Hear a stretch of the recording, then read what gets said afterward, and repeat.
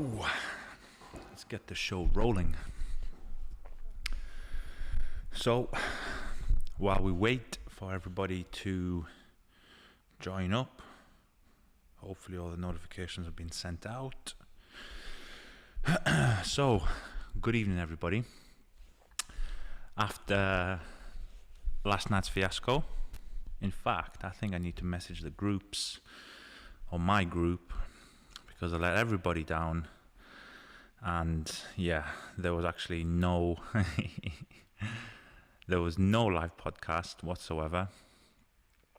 So hopefully this evening we should have something. Now I've managed to fix my whole low resolution. So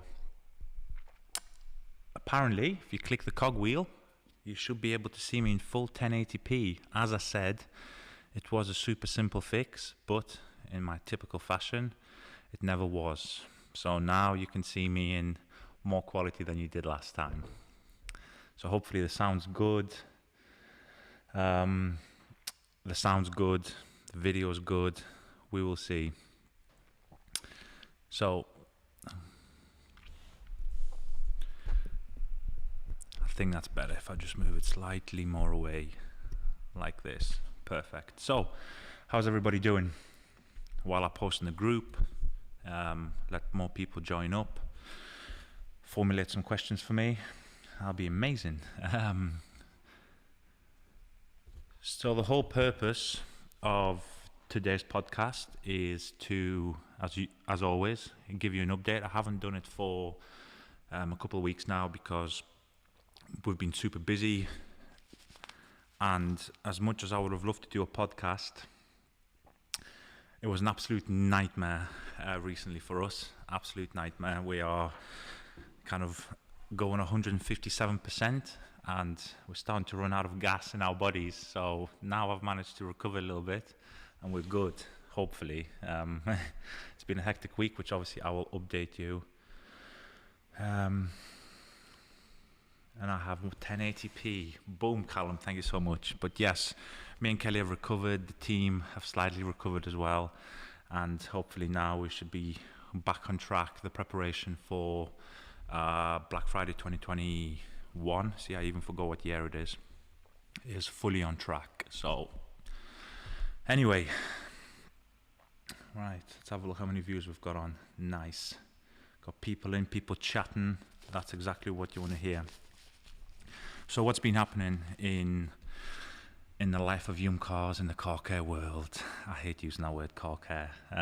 Every man and his dog seems to use that word. So anyway, as you've seen last week, we dispatched probably our biggest order to date. Now it's for a very well-known client within their industry. And hopefully more news will be revealed soon. I don't want to be the first one to reveal it because obviously I'm giving the company the chance to kind of push the marketing out and the announcement out first. That's the least that I can do. So again, as soon as they release that sort of information, we will as well. But yes, it's the biggest order to date that we've released. 8 pallets. I won't tell you how many products. But then yes, it's a lot of products. So the machines were on 24/7. The labeling machines also were on 24/7. And it's been a truly amazing experience. So we kind of cleared out. So we use quite a big supplier of packaging, obviously like cardboard boxes, pallet strap and stuff like that. And I think during this whole process, we must have emailed them almost daily for 2 weeks, almost daily. And one second, I'm just organizing this. Yes, so we rang the company pretty much daily for more packaging supplies, because no matter how many boxes we bought, so we bought a pallet full of boxes, wasn't enough. Another pallet came in, wasn't enough. So overall, I think we must have took close to 10 to 15 pallets worth of packaging materials, and that's involved with obviously everything. We use a new kind of packing material now as well. So it's like a paper machine that kind of feeds flat sheets of paper through it, and it comes out all jumbled up. So if you do order from us, obviously you would have seen that paper anyway. So we were going through that stuff like no tomorrow. So it comes in a box probably about this wide, about this tall, and we were probably going through one of them every 30 minutes. And I think there's, I don't know, a couple of hundred, no, in fact I lie, is it a couple of 100 meters or 400 meters or something like that per one of these kind of rolls. And it was crazy. That machine was going 24/7, and we had a laugh next door because literally, I'm surprised the machine didn't pack up, because there's a pneumatic, an electric pedal that feeds obviously the power, and it was literally just being pressed down 24/7, sheets coming out everywhere. So it was truly an amazing experience that we all as a team went through. Everyone got involved. And obviously, on top of this, business had to resume as normal, as you can imagine. So the social media, the filming element of it, the editing again, which is, if you've edited a long video, you know how long something like that takes, and the rendering and stuff like that. So luckily for me, usually 99% of the time, I take my videos pretty much in one take. I don't have a script. I press record. I talk exactly like I'm doing now. Obviously on live there's no forgiveness. If I blink or cough too much, then it's going live. But on a video you can sometimes edit that out. But luckily for me, my video content came out in such a way that it complemented what was happening next door. But yeah, it's been a busy week, and I'd be curious as well what people think it is and who it is. It's not who you're expecting, let's just say that. It's a lot of people have already been guessing, but they're all pretty much wrong. So that was last week. The week before that, again, we've been super busy. I took a Sunday off, not off work, but off kind of here. I was pretty much all next door, and this is why that first week there was no podcast. Last week, obviously, I've just explained why, and I've decided to change my timings for the podcasts from a Sunday, as explained in my Facebook post on the group, because a lot of people are out. We've been lucky and we've been blessed with some decent weather on the weekends. So as you can expect, we are coming into winter, and people autumn, and people want to use the last of the, as this call it, what is it, Indian summer. So it's like the last dose of heat that we're going to get in this country. I think it's all over now anyway, so it's starting to really cool down. So people are away. So again, the people who do watch on a Sunday, great, but this is why, I mean, now it's 6:20, and hopefully more people are at home, more people can engage. Again, hopefully the traffic's not been that bad on the road, so everybody is at home. Hopefully they've had their evening meals, and now they're going to chill out and listen to me ramble on. So as always, I'm going to say, if you've got any questions, like I said on the group, business, personal life, development, anything really. This is more of a unique podcast where I will talk quite a lot about kind of car care, the future plans, and then we will see exactly what kind of the conversation and where it leads us. So yeah, I'm just checking up. A lot of people are obviously commenting privately through Instagram, so we will see. So comments, obviously Callum, as always, is a supporter of the podcast. So Callum, hello, 1080p, yes, he was the one who fixed it. He came down one weekend because I was ready to sell everything, and as he's probably watching this, he's laughing his head off because I bought all this kit, all this expensive stuff, and as of today's podcast, the previous podcasts were in 720. The camera is 4K. Obviously I can't stream pretty much 4K on a live stream, but still I should be doing HD 1080p, but for some reason I decided not to tick one very crucial box when it said 1080p. So again, my knowledge is good, but my attention span is the size of a goldfish when it comes to technology. So he fixed it with a simple tick. It fixed. Last night I was meant to do it, so every podcast is on a Wednesday. However, last night my very nice and expensive Elgato Capture, whatever it's called, decided to actually fry itself. So I had everything set up. I decided to stay late and work, and it's obviously you can't see most of it, but there's a lot of wiring and a lot of cabling behind me, and basically the camera was not picking up onto obviously the stream. So last night I was in a bad mood, very bad mood, but luckily again, for the sake of, I don't know, what is it, 150, 180 pound, a new one was picked up early this morning, and we are back in business, so that is good. Epic Car Show, David, hello my friend. I know you probably won't be watching very long because you're a very busy man. Me and Platt, evening him, hope you're well. Yes, Ian, we are very, very good. So now, talk about timelines. So what are we in October 14th? Oof, it's my birthday. It's my birthday in 3 days. Can somebody please guess my age? This will be very interesting. It might be quite deceptive. So it's my birthday in 3 days. It's the first timeline. Obviously, it's probably the least important one. I celebrate my birthday as like a 95-year-old man. I want no presents. I want no parties. In fact, my birthday is on a Sunday, and I will be working. So yes, that is my big birthday, working. So we're coming up to the 1st of November, which is where we take on unit number 4. So the preparations are actually in full swing now. Painting is being done. Not by us, because we're not allowed to have the keys, which is quite stupid, but yes, all the painting's being done to kind of their standard, which probably isn't that good, but still, the floors are getting painted, walls are getting painted.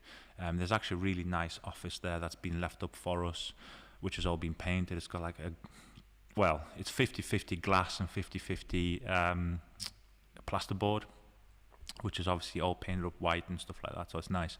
So that facility is going to be used for, we still haven't decided, because the office was left up, Kelly said to me, wouldn't this be nice to have as a podcast room? And to be fair, I want to do the podcast here. You can see everything behind me. It's probably the best lit unit that we have. We have a lot of LED fixtures everywhere, so it does give a good beam of light. But the problem about this facility is the fact that I've got fairly high ceilings, and obviously echo isn't classed the best for podcasting, but we will fix that one day when we kind of merge everything under one roof. So we're taking that on the 1st. As I said, we haven't decided what we're going to do with it. More than likely, we're going to use that as the main storage. We're going to use that as the main storage for pretty much our big order fulfillment. So obviously we ship pretty much anything international now by the pallet, which is obviously amazing because the support is huge. It's a lot more difficult to ship pallets. One, obviously the packing involved, you can't just chuck everything in the box. Some people still do. This is why when we receive our palletized items, sometimes I think, who has packed this? But once we pack it, we pad it out, so we actually use more boxes per orders than we usually should. But then, as I said, we pad it in between the bottles so the labels don't get scratched. We have quite a unique label, so I don't want the end users receiving a scratched bottle. So more time consuming. So that facility will be used for that, 100%. We're going to move everything out of Unit 2 to number 4, which again, number 2 was classed as our fulfillment center for UK/Europe. So anything boxed, which is obviously that way. Now that kind of, obviously through everything that's currently happening now, we ended up taking a massive amount of stock. It was by plan and almost by accident. I went on a crazy spending spree. That spending spree obviously led to many different components and items making a certain product. I mean, even a bottle you can class as, a bottle, cap, label, trigger, obviously the plugs that we use within the bottles. So that's 5 items, so 5 components to make one bottle. Now, we don't buy this in the hundreds. sometimes the triggers can be in the tens of thousands. So as you can imagine, boxes started piling up, new products started coming in, which again, it is huge bulk. So our fulfillment facility very quickly became fulfillment and storage and a game of Jenga, which is extremely fun and extremely not fun, especially when there's a lot of stock. So basically, Unit 2 will become a true fulfillment facility for the first time ever since probably the first month that we took it over. And hopefully, in fact, I've just read a comment there, it'd be good for a walk around video of the new building. Yes, I'm going to do a video once it's empty. I definitely won't do a video of once it's full, because one, you won't see anything, and two, you're just going to see, well, not piles, but stacks of just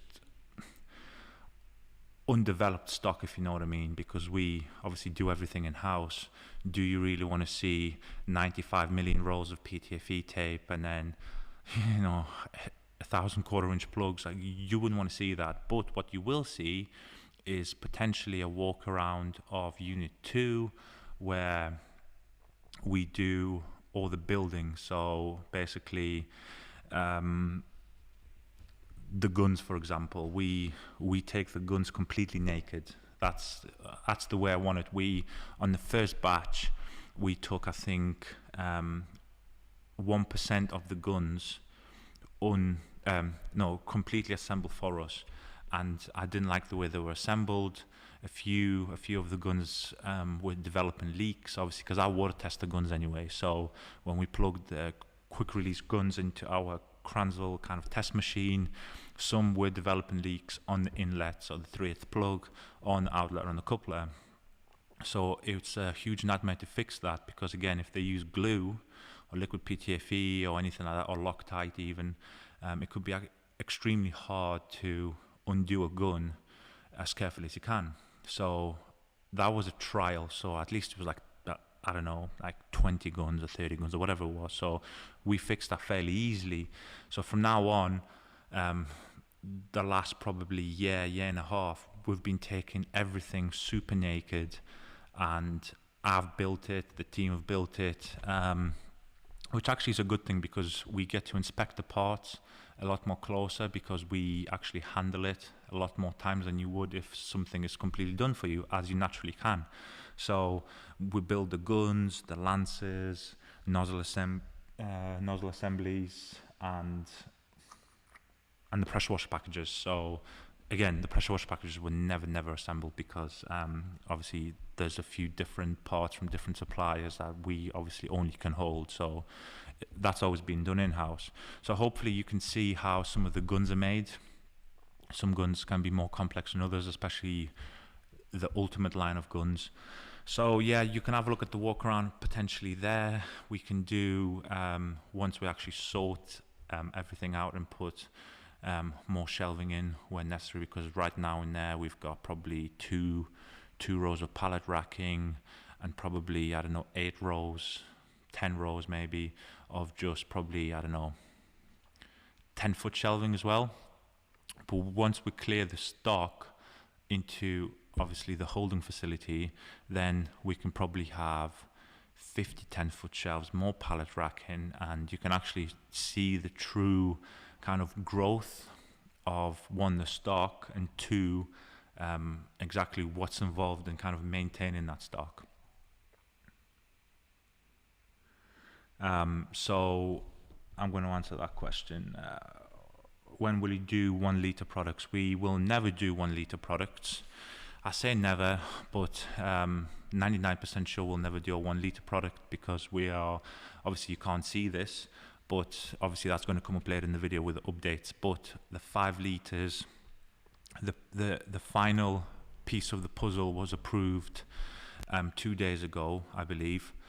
And the final piece of the puzzle was the final back label. So our labels again come in separate parts, and for that label, for some reason, they found it really hard to kind of place, especially the safety or the health and safety data sheets where we wanted to. But anyway, so the first part of the labels are on. I'm looking at them right now. We've got wheels, citrus, all that sort of stuff. but the final part of the label, I don't know. It may come tomorrow, who knows, or it may come Monday/Tuesday. So as soon as they're up, everything's ready. The media is good to go for it.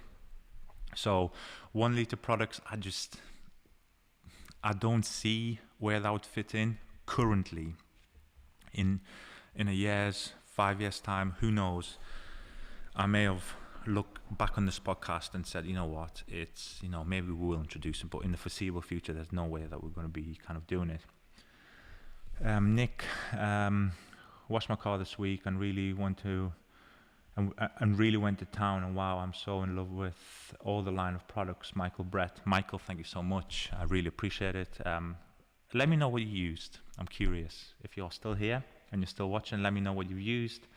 I'm really curious. So yeah, and in what order.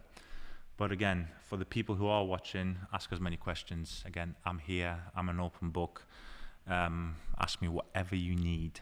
So anyway, as I was saying, it would be a really good opportunity to actually show people next door, because a lot of people hide this stuff. I try and be as transparent as I can, where I can. I share pretty much 98% of my life on YouTube. The other 1% is shared on the membership. Again, the membership is going to get pumped up even further. That new website's still not ready, so I'm a bit in pain about that. But yes, I share so much, but there's a lot of companies that don't share it. So I thought, well, what's the worst that can happen? We are not reinventing the wheel here. So bring everybody in, and this is where we offer, I think, some sort of value, where we have such great back-end support, and people see that it's done here. It's not pre-assembled by anybody. In fact, we had a customer last week, the most recent, because probably we get this comment a handful of times a week, either online or in store. But a lot of people say, well, do those products come like this? I wish. It would be super easy then if they came in like this. We would just unpack them, almost like our resellers. Unpack them, put them on the shelf, sell them, use our media, done. That would be the easy life. No, unfortunately we don't. So obviously everything is labeled, capped. Well, in fact, it's double capped. And to double cap a product is extremely difficult and time consuming. But it's the safest way of transporting these things. So when we double cap a product, the fitment of the first cap, which goes into the bottle, is so tight that sometimes, it's almost impossible to put these caps on. But as I said, it's a lot safer.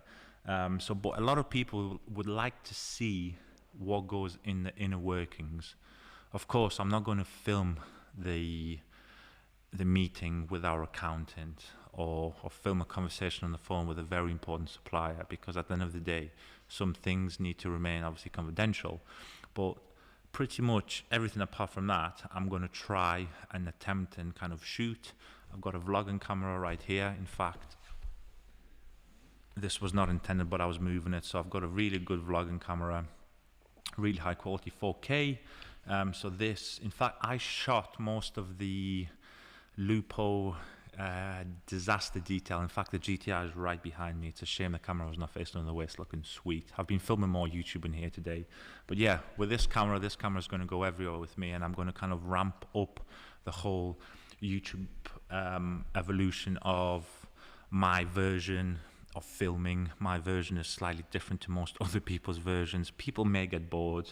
It is what it is. However, I'm sharing it, and I think the videos are evergreen. If people ever want to go back to it, I'm still there, and I'm still explaining in a little bit more detail than 99% of other people, and hopefully that will help you. So anyway, that is pretty much the plan.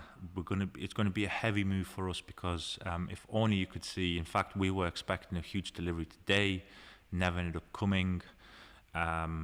It's apparently coming tomorrow. Who knows? Maybe Monday. I don't know. This whole delivery crisis at the minute is a pain in the bum. So we're just waiting. So the move is going to be extremely tiresome, because there is some stuff's very heavy. Like we've got a ton of crayons next door. That's going to be interesting to move. But also there's just volume. There's just a ton of volume everywhere. So I think I don't need a gym membership the week that we move, or maybe the 2 weeks that it takes us. But it's going to be worth it because it's going to really separate the business. We're going to have a UK/Europe we're going to obviously have a facility for that. We're then going to have a facility for all big major international shipments, and the facilitation of that and the paperwork that comes with that will all be done in one place. So there's no kind of cross-linking of the different shipments. Same business, but like a different model in obviously 2 different buildings. And obviously this unit is still going to be this unit where we store our cars, film them, look after them like they're babies, and obviously film content like this. So that is up to November. Hopefully we get the keys in time and nothing kind of throws a spanner in the works. Obviously at the end of that month, so the last weekend of November, is going to be Black Friday. I'm super excited to this because we're kind of I'm going to say this again, I'm super honest. We've always had levels of progression, and there's a few times where we've potentially been caught off guard, always in good ways. For any bad eventuality, we are super prepared and we've got a ton of kind of action plans for it. But luckily we've never had to action a plan for this. But for the good stuff, which again is amazing, you are never prepared. Like my mum always used to say, it always comes at the same time, it always comes in threes, like the old adages. So from when we first launched the brand, the first Black Friday was, as you can expect, it was very average. In fact, it's not even average for Black Friday, but like really bad. But then again, we're a new brand, and you just think, how much boom are you expected to do? Then I'm just trying to think. Then the second Black Friday, we had a bit more uptake. The third one, the one just passed, it scaled from 1 year so aggressively that when it came, in fact, I made a joke. So we on one of our software, on the top right corner, I opened up a new text box and I just wrote, this is before we officially started it, I said, this is a message to Kelly, we're going to make X amount this Black Friday. Now Black Friday is technically 1 day, but people now start dragging it to Saturday and Sunday, so I use it as the Black Friday event. It's normally a 72-hour period, and I made up a fictional number, and I called her over and I said, look, and we all laughed, and we obviously launched Black Friday, and literally we surpassed that number 4 times over. And at the end of it, we all looked at the numbers or that little projection, and what was intended as a joke actually came out much better than we anticipated. Now, this is a true story. I'm not going to reveal the numbers because I think some people aren't ready for that, maybe on the membership.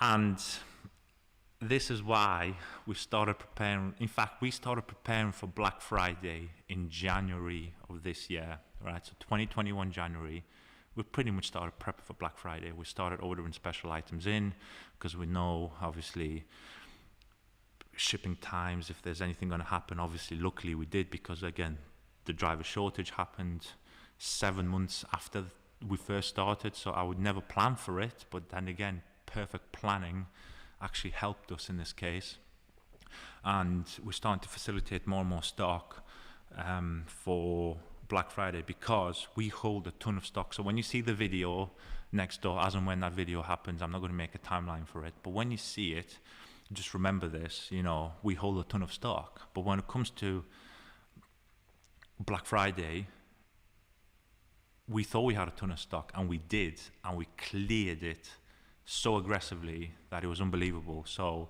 this year I'm super excited. We've made some real preparations for it. We've made a few special treats, which are obviously happening. I won't reveal because again, it's a treat. And surprises. No, that's a better word. It's a surprise. So I can't wait for it. It should be a good year for us. We've had a record-breaking year this year. And again, it's been truly fantastic. We've expanded in certain areas where, you know, I thought may have taken us longer to expand.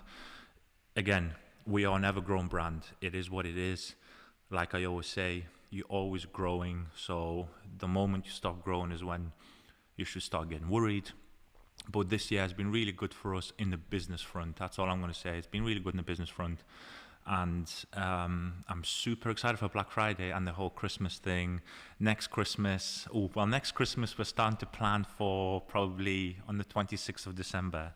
That's when we're going to start, because Kelly's got some really cool ideas. Like the whole female input into the business has been really great, because she looks at it completely differently. Men look at it one way, women look at it a different way. Obviously, sometimes we clash because obviously two different genders, but like some ideas are just not good. Some ideas are like unbelievable.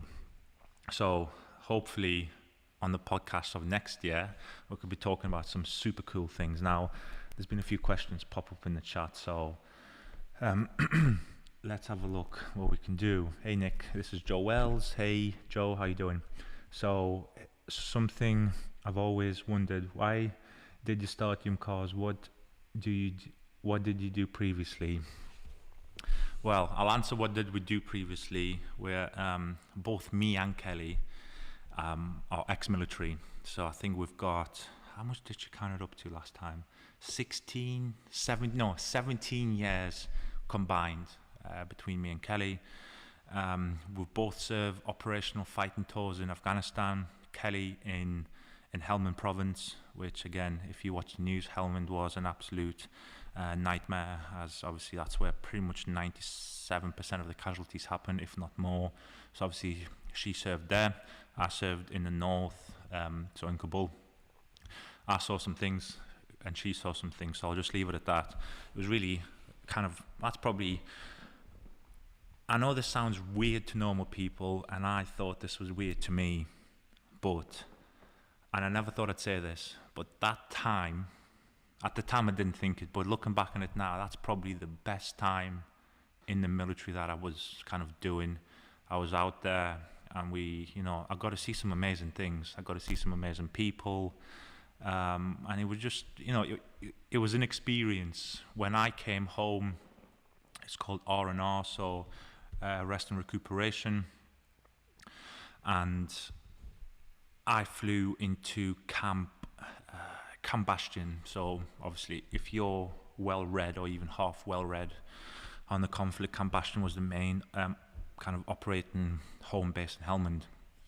So it was a jumping flight before I flew into Dubai, and I flew into it when it was pretty much all deserted. So everything I saw in the news, the Pizza Huts and all this, nothing. It was a ghost town. So that was an interesting experience. Obviously, Kabul, it's a very historic place. A lot of people, it's actually weird that I was there, because if you look like ancient history, like the Genghis Khans and the Russians, when they were there with, obviously with their conflict, and that place, is in fact, I think it's one of the only countries that has never been truly conquered. So to be there was an unbelievable experience. I'll never forget the day I first stepped off a Kabul airport. In fact, all the news that you've just seen, which I'll touch on in a second, but I saw the mountains and that smell. I'll never, till the day I leave this planet, I will never forget that smell, because it was real. So yeah. So I saw some really cool things. We got to drive some very cool vehicles, special forces, all that sort of stuff. It was like, we saw it all, and it was a time in my life where I've always said this: if I didn't have any parents, any loved ones, nobody cared for me, I probably would have had a much better time. I was more worried for my parents than I was for myself, which sounds really weird, but yeah, I would have enjoyed it a little bit more, because I would have said, nobody loves me, let's stay here forever. It's a bad pun, but yes. And then why did I start YumCars? Well, the dream, I've always been a car care enthusiast, and I think, again, I've repeated this line so many times.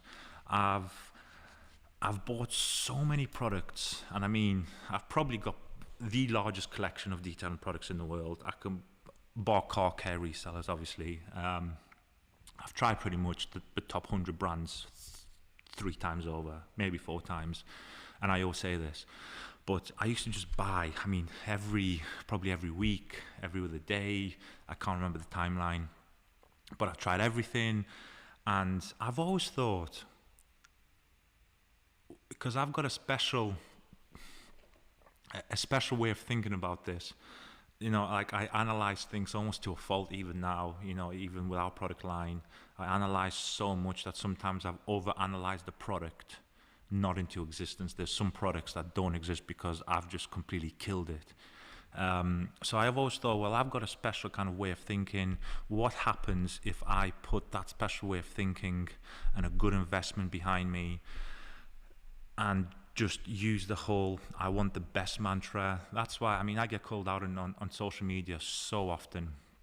People say, well, of course you're going to say it's the best because it's your brand. Well, I disagree, because if people know me, I wouldn't sell it if I didn't believe it was the best, because it would be easier not to sell a product. So imagine you go make a Poundland special product. Why do that and then say it's the best? Because you know you're going to get called out unless you've got like one brain cell. Like any intelligent person on this planet will know that if you make a subpar product, you're going to get a lot of subpar call-outs. So my objective is pretty much so clear to everybody we deal with. I want the best. End of story. However much it costs, I don't really care. If it's going to cost me this, great. That, great. It's like the foam cannons. For the price that we buy foam cannons in, I can pretty much go to any retailer right now at retail price and buy them foam cannons and sell them at my shop at a margin and still make money. So that sounds extremely messed up, but certain things cost more money because they're better. If people don't like to hear it, then that's kind of their kind of fault. But a Ferrari costs the price over I use my car for example, not to offend anyone. A Ferrari costs more money than a Lupo GTI, and there's a damn good reason behind it. Trust me, I've been in both. So yeah. So that's why I wanted to start it, Joe. It's basically to make, hopefully, the one-stop solution in car care. As obviously, if you read forums, blog posts, YouTube videos, a lot of people say, well, you can't, or there's not a brand yet out there that I can comfortably use from A to Z. Well, this was a dream of mine. I don't know if I'm ever going to get there, but I'm going to give it a good go at it. So, I mean, some of our stuff's not ours. So, like MTM, it's not mine. Did I start MTM? No. Krenzler's, obviously all the bucket packages. I don't go make the buckets. I don't make the pressure washer packages. But like me and Kelly say, if we can't make the best, we will go and work with the best. In fact, I forgot. Wheel woolies and the grid guards and all that sort of stuff. So we go for the most expensive and the most premium. In fact, I should have said that the other way around. The most premium / the most expensive, because normally the more premium stuff costs more money. I get called out on it daily. Honestly, if you see the inbox that we have on Instagram, Facebook, email, sometimes it's filled with so much hate, but people just don't understand. So now I've learned to bat it off, smile about it, and it's all good. But yeah, Joe, hopefully that's answered your question. If you've got any more questions on that, I'll be more than happy to talk about it. So Yum wheels undress, citrus, then wash, and then Yum detail, then the wax. Oh my god, Nick, can you use the wheels on the paint work, please? Please get a shop.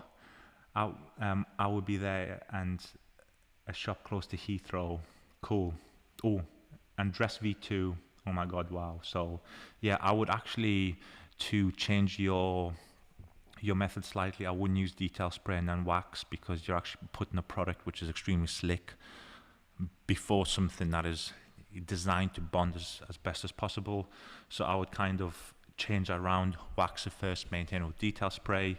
Wheels, yes, you can use it. The wheel detergents, are mild enough to be used on clear coat. Don't forget the clear coat is exactly the same as on the wheels. So it's mild enough, so obviously there's no acids in there or anything like that, so it won't harm the paintwork. So the detergents will work quite well to act almost as a strip wash, almost. Obviously you're not washing the car in wheel cleaner, but still it'll help to start to break down certain things.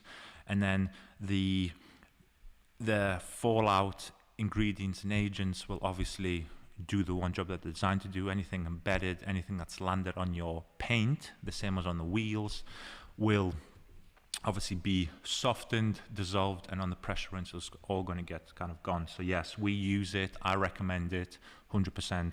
V2 dress, been getting huge feedback on it everywhere. Europe at the minute, well, so South Europe's on fire with that stuff, so I'm super pleased with that formula. It's honestly special. Buy a bottle and you'll know what I mean. Super cool. Mr. Lusty, let's have a look. Mr. Lusty 12. Hi Nick, I've been using the waffle drying towel for 2 months now. Washed twice, seems to be getting less effective with each wash. Any tips? Well, you've had it for 2 months and you've washed it twice. How many times have you used that? In fact, how many times are you washing your car in 2 months? That's quite a weird one. I would wash personally my towels after every wash. Well, after every use, I'm sorry. So as soon as I build a bundle big enough to justify filling the load in the machine, then yes, I would. But a few questions. What are you washing with? And be honest. So are you using those pods, the 3-4-in-1s with conditioners, softeners? What heat? What else are you washing the towels with? Are you washing it with paint towels, interior towels? Are you washing it with clothes? What heat are you washing it on? What heat are you drying it on? Get back to me on that, because I really can't kind of answer something that I don't have a full picture on. But that basically something's happened your end, because you can't use a towel twice and it dies. So something's been put into the towels, or the fibers have been coated in something to where it's rejecting water, but we can obviously potentially save it. Some of my waffle weaves are 14 months old and they're better than new. So Lee Davies, what regiment were you in, Nick? So I was in 2 rifles, so based out of Northern Ireland, old Green Jacket Regiment, when they were amalgamated in 2007. One of the best regiments. Like, if you speak to anybody who knows anything, the Green Jackets, which were, one was based mainland UK, one was always in Northern Ireland.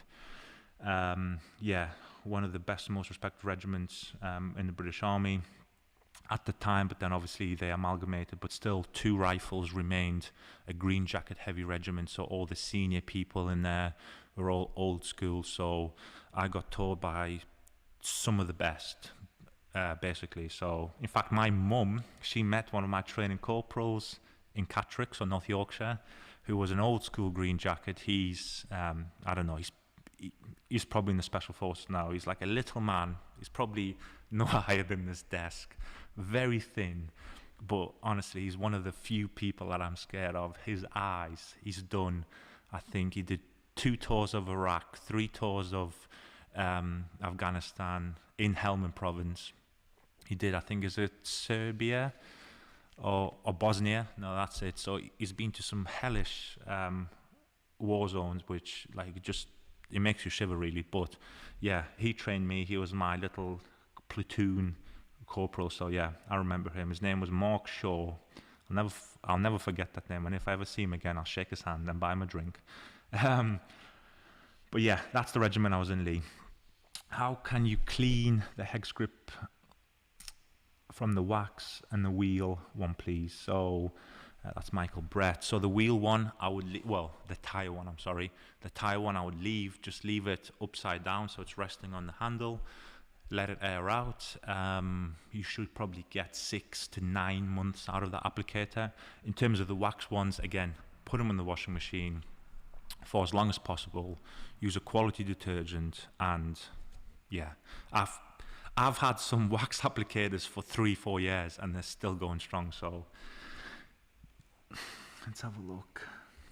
Callum, in terms of chemicals, the release of YumCars or Yum Citrus made your products their complete product package.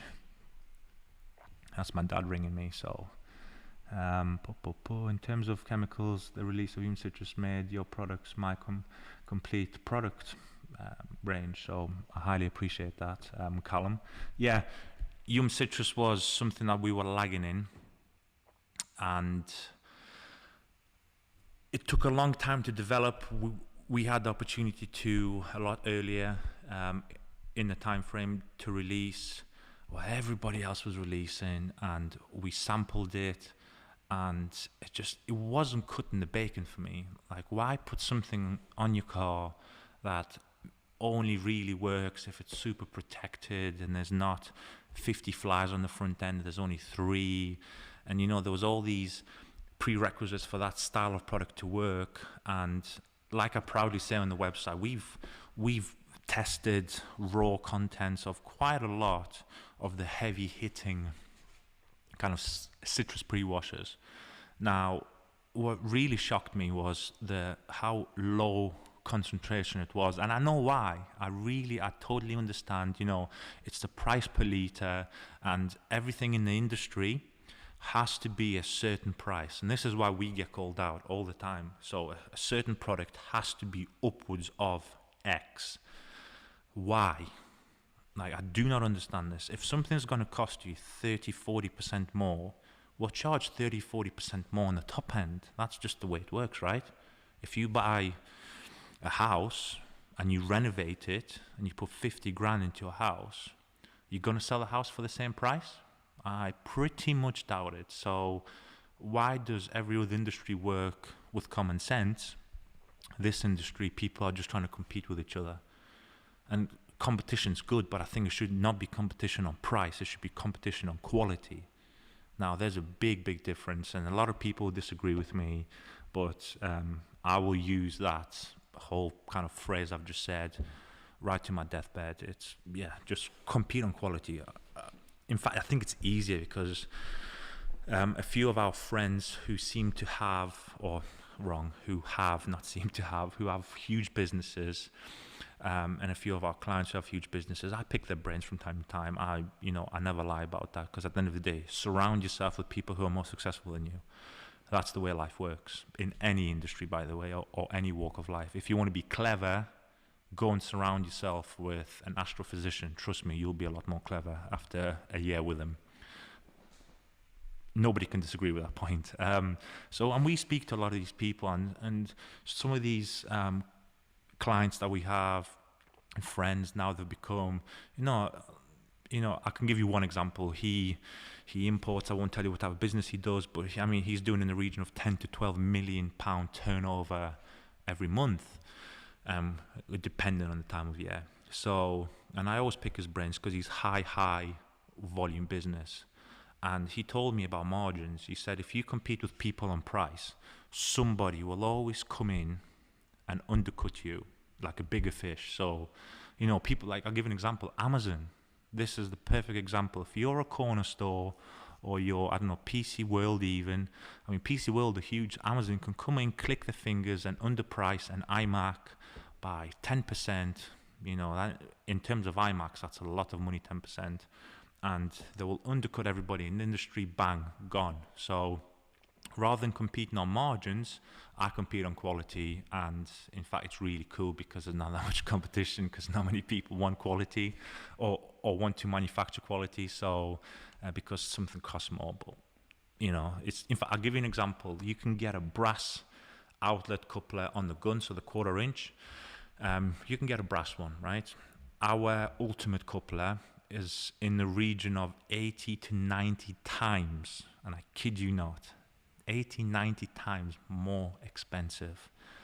And we even got pushed away by the manufacturer, and they said, I don't think it's good kind of for you, because this is designed for aerospace or the food industry where they need to use like super expensive pressure washers and take all this PSI. I don't think for like normal home users it's enough. Like, I think like a cheaper alternative is enough. So I told them to be quiet, and I ordered a lot of couplers. So yeah.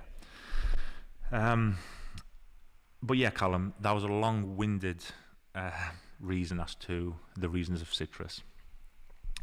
How do you clean hex grips? I've done that, Joe. I'm really interested to know a little more behind Yum. Yeah, see, I sound like a pizza shop when you say that, Joe. Yum, yummy, yums. I sound like a delicacy. So if you've got any more questions specifically, because I can ramble on for 4 hours about this. So if you've got anything specific, niche, please. The more niche, the better.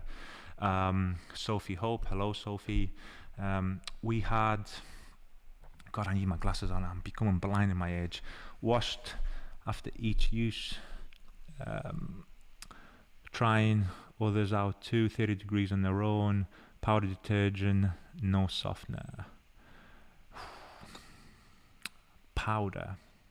See, maybe it's the powder that's causing it. This is why I always recommend do not use powder. Anything with, obviously, in like a crystal form or powder form, obviously, in the granules. Really, I would avoid powder, because no matter how long you wash your towels for, some granules will remain, even if you wash it for a 7-hour cycle.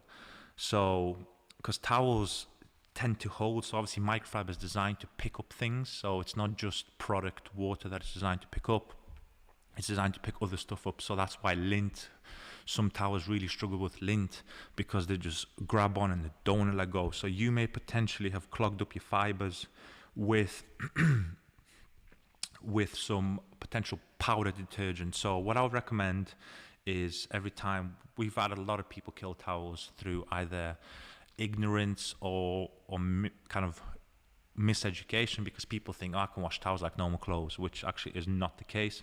So what I would recommend is rewash the towels on the longest wash possible. Use a liquid detergent if you can, and then hit it with a lot of white vinegar in the washing tray as well. Normally people say put it in the softener tray, 100% on the normal washers, but I would put it in the softener tray, in the normal tray, and put some in the drum too. So, and wash that for, like, my longer cycles, 3 hours, 49 minutes. Put it on that if you can, and then we can go from there. Okay, thank you, Nick. Well, I will do that with the wax and the detailer. How long should I leave it to do the way you said? Wax, then top up with detailer. Yeah, so, well, realistically, if you wax your car, so like I said, the GTI is behind me, and if you wax the car, I think just, if you want to detail spray it straight after, you can, because it contains no protective properties, which is, so if you want like a more of like a 5-10% more gloss boost, then yes, you can do that.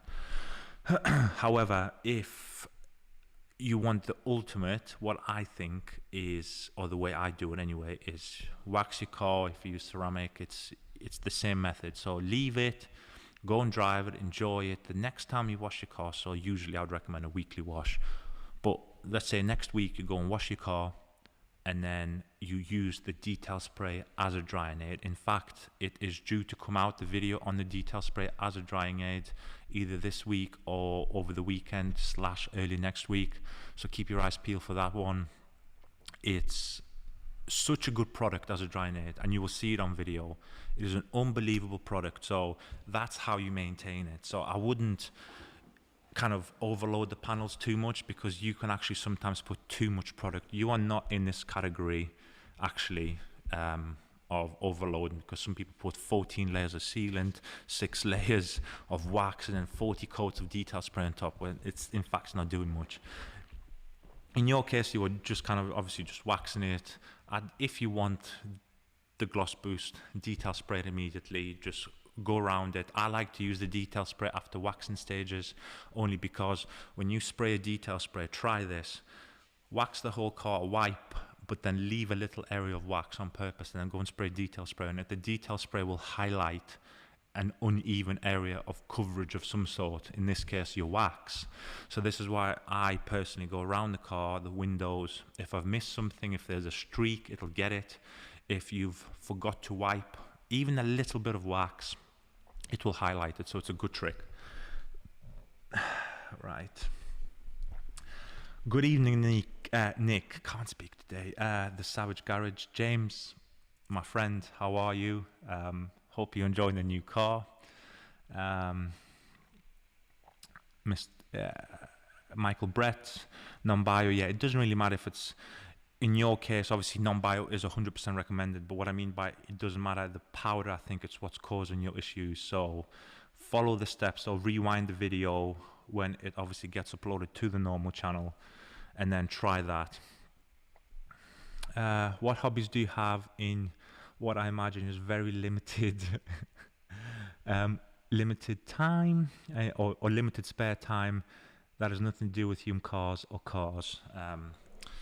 Well, my tastes have changed. So I'm a very athletic guy, right? And I've always been sports minded ever since I was a child. Obviously, when I was a little bit younger, obviously gaming was a thing when you were 16, 17. That's obviously, I think, what every boy tries. Some love it, some hate it. But yeah, I used to love gaming. That's my thing. I'm a tech geek, so I like watching movies, right? I've watched... Can you remember I told you about this whole detailing thing? I bought every product in the world and all this. Regards films and TV shows, I'm probably similar. I would say I'm a film connoisseur, TV show connoisseur. This was more explored in my younger life when, again, I wasn't a business person. Now, obviously, I can't afford that luxury. I will sometimes watch a good film, but I love watching TV shows, films. So any of the high-hitting TV shows, I've watched it. Some I've watched twice, so like Breaking Bad, Game of Thrones, NCIS, what else? The Wire. If you've ever watched The Wire, or no, not have watched The Wire, it's a cracking show. Stuff like that. Obviously, I'm always on the hunt for new stuff as well, but in fact, the most recent thing I watched recently, I got recommended. So Matt from Obsessed, again, love the guy. He's my man, he is. And I just listened to one of his podcasts, and by the way, where he mentioned us, which is truly cool. But yeah, he was talking about a film called The Intern. It was a business-related movie, so I watched that. It's a really good film with De Niro. But yeah, that's something that I don't do as much now. As I said, sporty guy, so I've done a lot of sports in my life. Some sports I play to a very extreme level of highness. Is that a thing? So when I was in school, I came third in the school's championship for badminton, believe it or not. Do I look like a badminton player? But I'm one hell of a badminton player. So anything with a racket, I'm extremely good. Table tennis, tennis. But yeah, badminton in terms of the racket sports is my number one. Really good at that. So I came third in the whole country, which was quite good. The other two people are like Chinese. Now, if you watch the Olympics, all the top 10 people in the world are in the Far East and Asian, so it was quite cool. So yeah, cricket. So my dad has always brought me up on cricket. That's his sport. Well, in fact, two sports, rugby and cricket. I'll talk about rugby first because it's a bit shorter story, but again, I was a back, if you understand kind of the rugby positions and rules. So even though I'm tall, I'm extremely fast. So I used to play that. I used to play for Durham City, which is quite a good club. It's quite prestigious, obviously, like up in the north and stuff. I used to get bashed around. That's the one thing I used to hate about rugby, is when you play in the other sports, quite cool, you know, but in rugby, you play in the rain, in the frost, hot, cold. But the worst thing is when you play in the cold and you run, and obviously everything's cold, but especially your toes. Have you ever banged when you're outside at Christmas and you bang a cold toe? It's the worst. Now, this used to happen to me when like some 30-stone guy used to come at me and just level me. I mean, I'm not small in like any dimension, you know, I'm quite heavy, but it used to hurt. So I kind of fell out of love with kind of playing rugby because I used to get hurt quite a lot. I used to hurt some people as well, but I was on the receiving end of the hurt most of the time, because I used to run, you know, I'm quite a quick person. Obviously in the military, rugby is one of the top three behind football and cricket, but I went to, obviously, as you know, Northern Ireland, two rifles. It's got one of the heaviest, so two rifles got one of the heaviest contingents of Fijians. Now, if you watch rugby, watch the World Cup or anything like that, Fiji, Samoa, New Zealand, all these countries carry some genetically gifted people. So even a big Fijian, right, 5'5" but 8 foot wide, can still probably run a mile quicker than most fit people, which is where I say they're gifted. So I came into play one day, and I think out of the 20 squad that were playing, there was like 3 or 4 white men. Everyone else was Fijian, right? And I'll never forget this. It's a big pitch, as you can imagine. There was ball kicked to me. This guy must have been a mile away. And the way he covered ground, and he was only small, but was really muscly. And he knocked me into like another planet. And after that day, I realized I'm never touching rugby again, because I got flattened by some Fijian guy who probably played, rugby since I was 4 weeks old. And I've never been in so much pain. So anyway, that's my rugby career over. I think I'd be quite good. And then obviously cricket. My dad brought me up on cricket. I've been playing cricket since I was about 9, 10. And I could have gone quite a high way, probably all the way potentially to the England squad if I really kind of put my mind to it. But I played for Durham County. Well, I got scouted and played for Durham County. I made my way up through the, obviously, under 16s, under 18s, all that sort of stuff. I went into the men's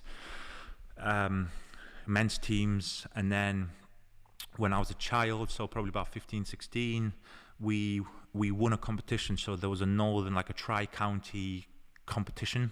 So the north of England is regarded as the most tough, competitive kind of region of the country for cricket. There's a lot of Indian boys, a lot of Pakistani boys. Again, if you watch that sort of sport, you will know that India, Pakistan, Sri Lanka, all these type of countries, so basically ex-Commonwealth or Commonwealth countries, are amazing, right? So we won a competition when I was a bit younger. And the reward for this competition, out of the hundreds of teams I played, we would play a game of cricket at the half time between England versus New Zealand at the Durham County International Cricket Stadium. So as you can imagine, I don't even know what the capacity is. They may have extended it, but tens of thousands of people. And, imagine you're a little boy and you run out and people are cheering and you're playing cricket. It was only a small game of cricket, but yeah, I'll remember that for a very long time. It was quite a proud moment for me and my dad, obviously my mom, but more my dad because he's a sporting man. But yeah, so I played cricket in the army, which again, extremely high level. I wouldn't say there's as many Indian people there, but there's a lot of West Indian people, a lot of Jamaicans, stuff like that. And again, it's a very high level of cricket. So I traveled a little bit with the military. And obviously I played cricket, amazing, it was cool. I basically became what's called a tracksuit soldier at one point, where I did no work and I played cricket. So I was being paid to play a sport, which is kind of the gold mine in the military. It normally happens with football and rugby.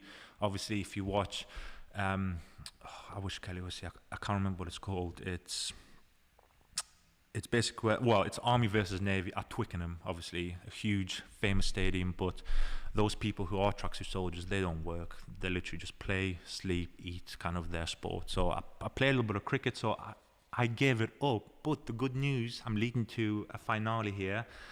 The good news behind this is I gave it up for a very long time.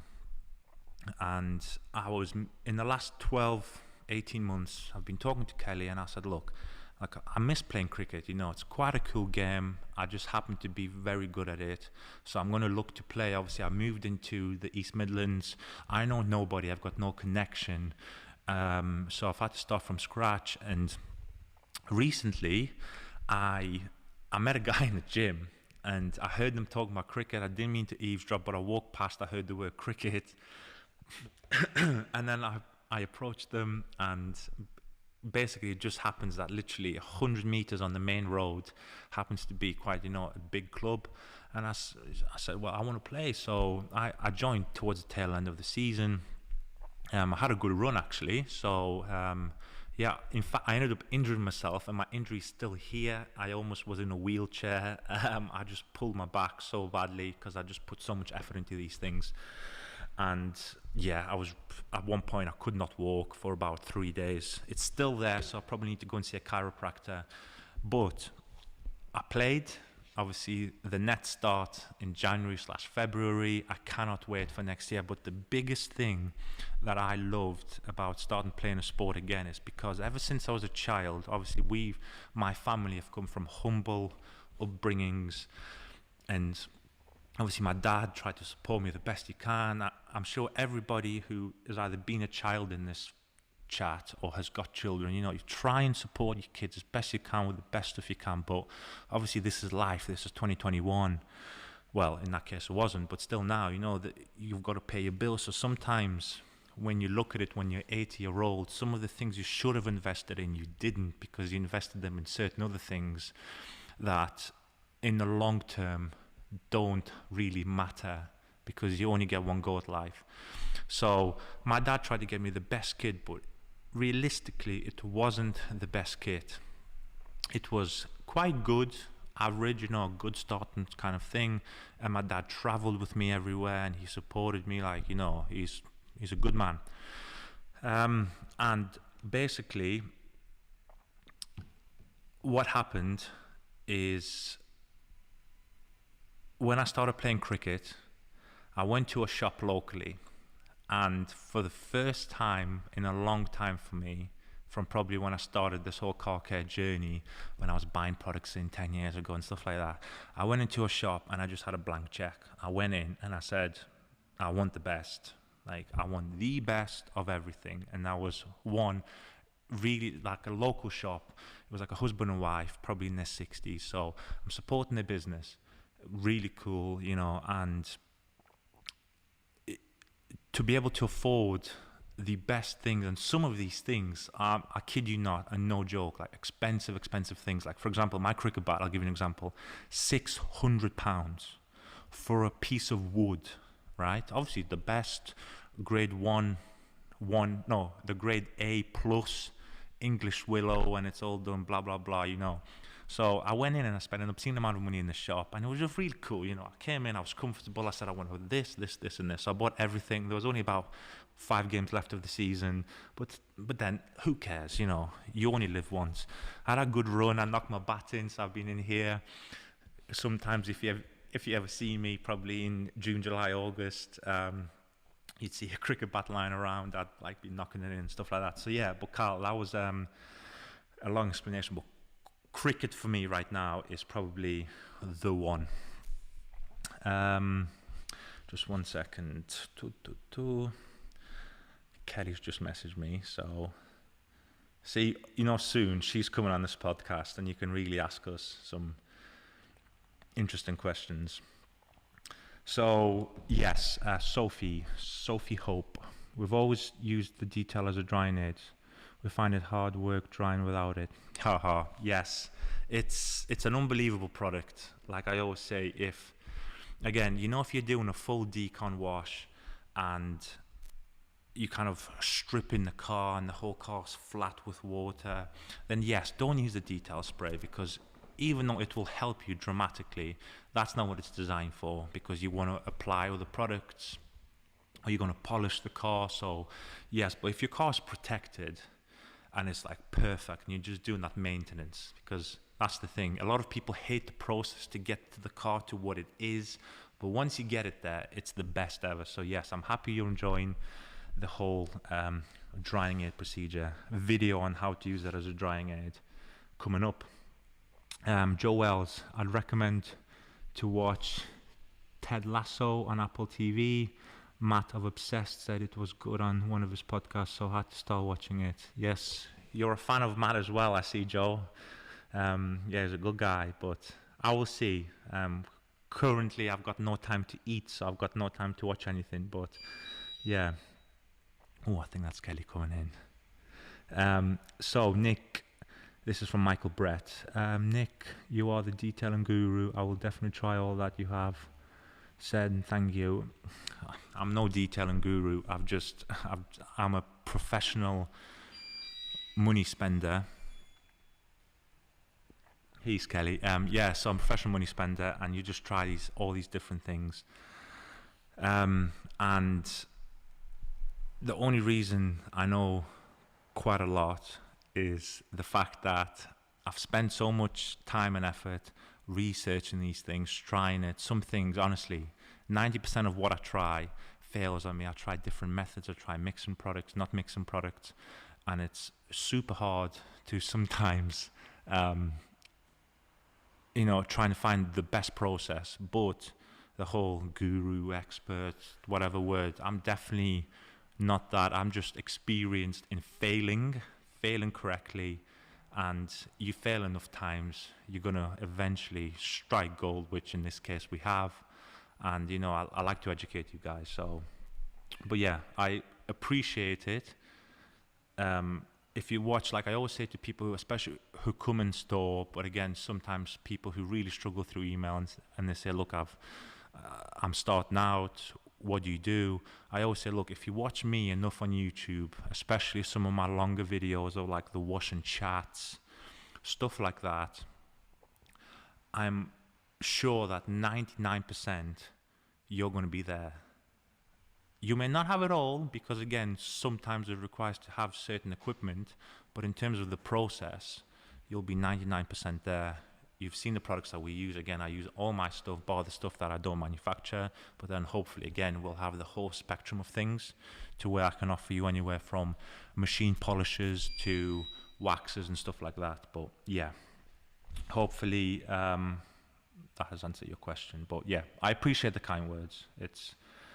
I'm humbled. I keep saying that word, but I am humbled when people are watching me right now live. It is 7:24 on a Thursday evening, and people watch me, so I think that's super cool. Right, so all the questions have ran out. If you've got any more questions, pop them in, as always. But yeah, I'm going to continue rambling on. I touched on army, bloody hell, it's I've touched on the right spectrum: army, sports, car care. Yes, this is as I said, this is a unique podcast. We touch on anything, business, personal, anything. So what was I talking about? I was talking about the whole Black Friday thing. So Black Friday is going to go, hopefully, obviously Christmas, all that sort of stuff. We are going to use the Christmas break, so we're still going to be working, whether we like it or not. Probably even work on Christmas. I might even have a couple of hours here, do a few things. I will not be on full whack. Orders will obviously still be coming in. We will continue shipping orders up until DPD say good night. We're not working, but whatever that date is this year, the 20th or the 15th or 16th or whatever it is, we'll continue shipping, and then we'll resume the new year. And I think next year is going to be, everybody says, oh, next year we're going to be the best year we've had. Well, you would like to think so, because if you go backwards in life, it's not good. But I think next year is going to be really good for us. We've got some interesting things planned. Obviously, I'm hoping, touch wood, we'll see how... Oh, I can hear a bit of crackling. We'll see how this whole situation in the whole world pans out. If everything goes as well as I think it's going to go, we should hopefully resume the car events here again. If you've ever been to one of our last 3 or 4 events that we did all that time ago, they were quite big. They were really good, right? Good mix of cars, £1 million cars, £200 cars. Everybody's welcome. There was just such a good atmosphere. We learned to weed out the people who wanted to cause trouble, because again, when in the UK anyway, I don't know if this happens in America, but sometimes when you say car meet, the wrong people, there's always a 5 to 10% spectrum of people who turn up who just there for the wrong reasons, and they want to pop and bang their TDI golfs, which is not what I'm for. It's all good and well doing it in the right place, but this is not the place. So hopefully we will have more car events, bigger and better. Hopefully some of our special clients will bring some of their special cars, because obviously that's what I think attracts like the kids. I think it's so cool when you come in and a child's got a certain car on his wall, and he just happens to walk around this corner and there's 3 of them parked here. I think it's so cool to make kids happy, because that's where dreams are made. dreams. I mean, obviously, I'm a '90s child, which again, the level of cars was not available back then that we have now. I've just gave you away my age. God damn, I wanted to actually have you guys guess it. But but yeah, so hopefully the car events will continue and they'll come back in force. We'll probably do them on monthly time, and then we'll see what happens. Right, Savage Garage, James. With things going so well for you without being in stores, is it something you will consider in the future, or do you prefer doing your own thing? Oh, that's a good question. That is a very good question. We had, in fact, this was a connection of the families, a connection of a connection, but basically my parents knew this guy really, really well, and this guy just happened to be quite a big person in business who had connection to all retail stores, pretty much. And we've still got all the contact info that we need. I won't reveal the stores, but they are national, in the thousands. And we thought about it, but we still do not know. That is a really, really good question. People say, well, are you going to be in Halfords? Are you going to be in Harrods? Are you going to be in Tesco, Sainsbury's, whatever? I do not know. Personally, me and Kelly are control freaks, so we've just started to slowly expand our team where a little member will control a little sub-member. So again, you've got to start small with these things. I wish I had 150 staff right now, but that's not how things are. The problem that we found is car care resellers. They would obviously say, we really want your stuff. It looks really like promising and premium and all that sort of stuff. Fantastic. So we agreed on a deal, and then a few things happened. One, this said car care, well, not this one, there's actually a multiple amount. These car care stores, that's a better word for it, have all of a sudden started holding 27 different brands of shampoo. So as a client, you would walk in, so back in my buying days, or even now, I can walk into any car care store, like an aftermarket one who holds the premium brands, and say, well, what's the best shampoo? And what are they going to answer you? Because if they say, well, for example, it's Yum Wash, right? And then I would say, well, why are you selling 26 other brands? And what answer is given? I've never been there to hear that response. But what is the answer? Is it price? Is it because you just want to hoard every category of product? And obviously, people are probably answering my question for me. Oh, am I still good? I think my video's gone. Oh, excellent collection, right? Okay. So, and you've got to think, well, what is the best thing? Because a lot of people like to hoard, and people are going to probably answer this in their own heads as they're listening now. And they're going to say, well, they want to hit every area of the market because every single person has a different taste. Really good answer. Yes, that's correct. But we don't want to be in a store where you could potentially be gathering dust. Some products sell better than others. I know one store can sell Swiss wax with their eyes shut, £300-400 products, yet the same product can go into a different store and not sell, as well. So we had experience with that. So that's one issue that I've got, James. The second issue that I've got, and we've been contacted by many clients. Hi guys, I've ordered your stuff. I've not been sent any triggers. And this happened on multiple occasions. Now, we hold some of the best triggers ever made from Italy. Again, why aren't triggers being sent to the customer? Like, I don't like that. I think out of all the total orders that we've sent, I've missed one delivery, maybe two, where I've missed one trigger or the total, but it's very rare. But I'm thinking in a short amount of time, we had so many complaints that triggers aren't being sent. And guess what? The customer is going to go probably to the pound shop, buy a pound shop trigger, or the reseller is going to just send, I imagine they've got a huge box of triggers. They're just going to chuck 2 triggers, 10 triggers, or whatever they need. And that could be our triggers. So the whole experience can get ruined for the client. So this is where I'm really dubious. We are control freaks. Like, we People think I talk the game but don't show the game. But if you are here and if you know us, and I'm sure, James, you can agree with us because you've got a little bit more kind of knowledge of how I speak, is we are true control freaks. We literally align everything to how we want. If we don't like it, it does not get sent out. That is just as simple as that. If something breaks, we fix it. If the DPD courier just happened to play football with it and the box arrives broken, we don't even go to DPD. We're like, right, new parcel, bang. And that parcel could have been £500 worth of product, but we still, we try and help. Whereas these resellers, they're not doing it, because I just know, I've spoken to many resellers, they have not got the passion. And in fact, I'm not going to mention the contact that I have, but it's a very credible kind of contact who knows basically everything about this industry.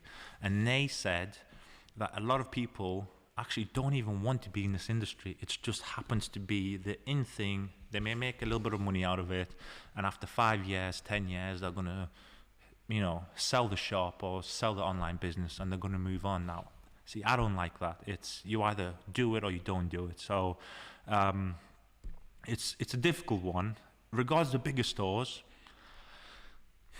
I don't know. It's a really difficult one. In fact, my answer will come to fruition with the big order that we sent out. That should be a good test bed. It's not the perfect test bed because it's not technically, a retail heavy kind of, huge turnover, yes, but it's not, like Tesco is a retailer. They don't do anything else. We don't do car servicing. So, whereas this store with the big order, they kind of do a little bit of everything in their industry. So it'll be good if this works out well. Who knows? It's really hard. But yeah, I mean, the control freak thing, it's for me, obviously at some point I do realize some of our, as I say, successful friends say, Nick, sometimes you and Kelly have to let go of control, even if it's 5%, because if you want the brand to go eventually, where it's in every shop in every country, do you think people like Jeff Bezos have ultimate control of Amazon? Of course they don't. Yes, they're the CEO. They've got all the kind of shares in their favor, but they don't control it all, because how can you?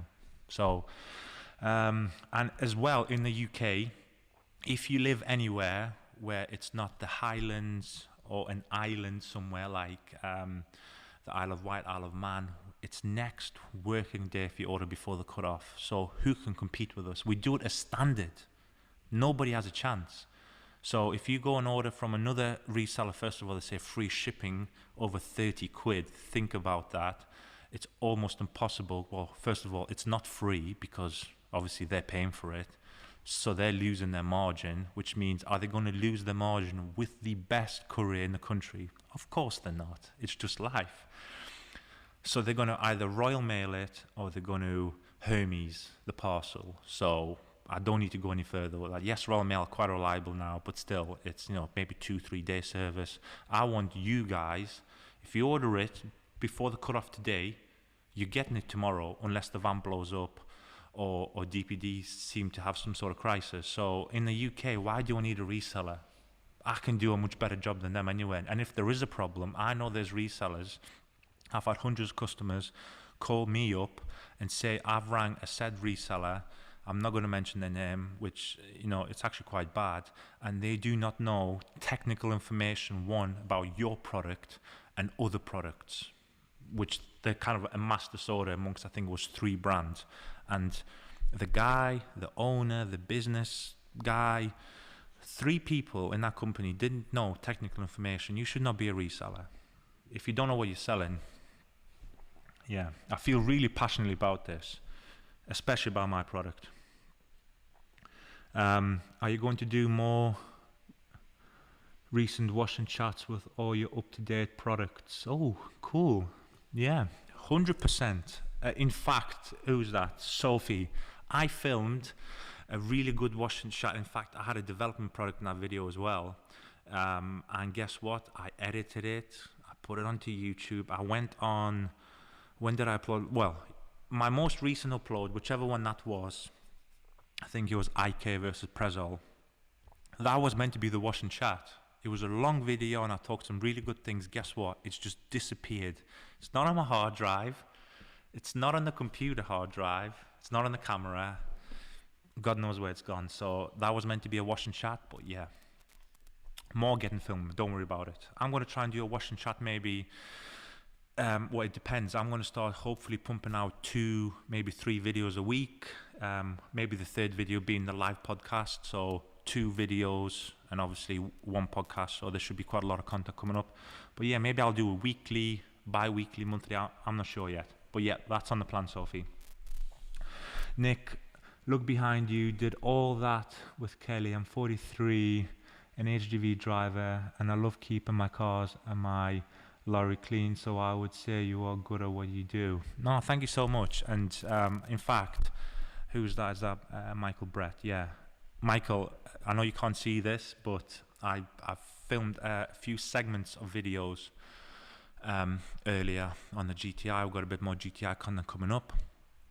And I said this on camera, so yeah, you should see in the next couple of weeks. I actually said if I can get a bed here and the shower, I would literally sleep here.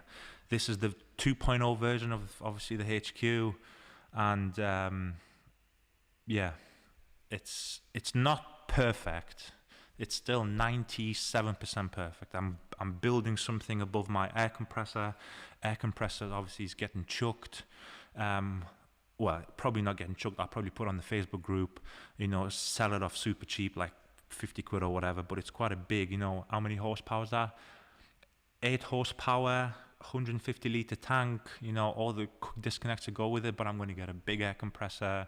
We're going to do a wall package of some sort very soon. Most of the bits are here. I'm just missing a few. Potentially some more lighting or new lighting, even though it's bright as hell here. But yeah, so I've got another 3% to go to probably build a dream facility.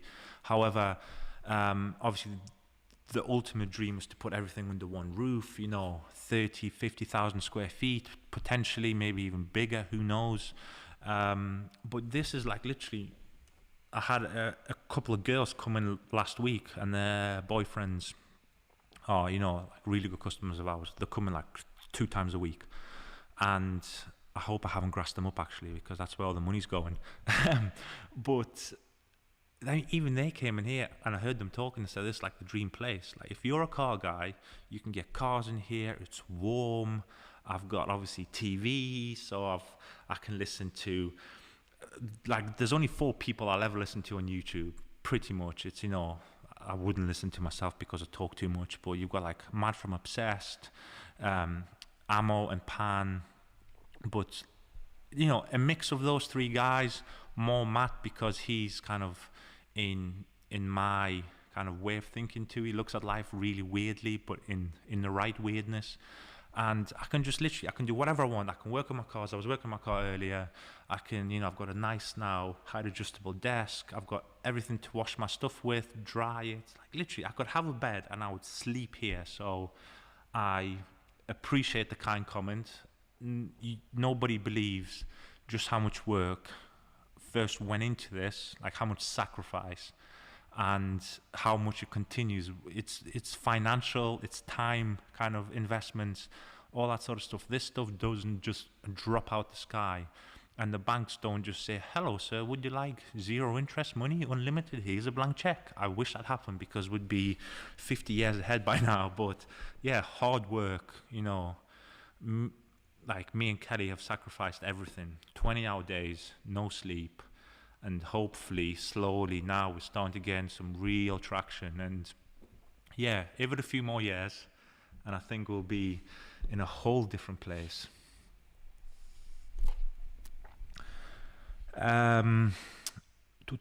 Omar, really like the service from your website and how you list videos on your products too. Also the drumsticks. Oh, nice touch. See, grown men and women, I've had so many emails. And no matter how much money they've spent on the website, and some of these orders are obscene, they'll email and say, I cannot believe you give me a free drumstick. I'm thinking, out of everything you've just got in your parcel, you're complimenting us on the drumstick. So yeah, it's really funny. But yeah, thank you about the service. Really appreciate it. Obviously, another part of our service, I literally answer pretty much everybody, unless it's a stupid comment, so I'm going to answer you.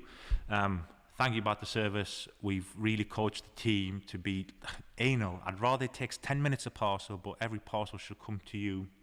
Perfect. The website, again, if you think the website's amazing now, you just wait, because it's still, I'm starting to turn a little bit grey about this website. However, the new website should obviously elevate things to a whole different level, and obviously a lot more integration. Callum, Wells, most shops will recommend the shampoo with the biggest margin for them. Let's be honest. Oh, you've hit that on the head. And guess what? This one said contact that I'm talking about just happens to know what the top brands offer to these shops. And I'm not going to mention brand names, and I'm not going to mention shops, even though you want me to, and I would love to. But I know how much A, B, C, D offer. And some of the highest selling brands, I won't even go there.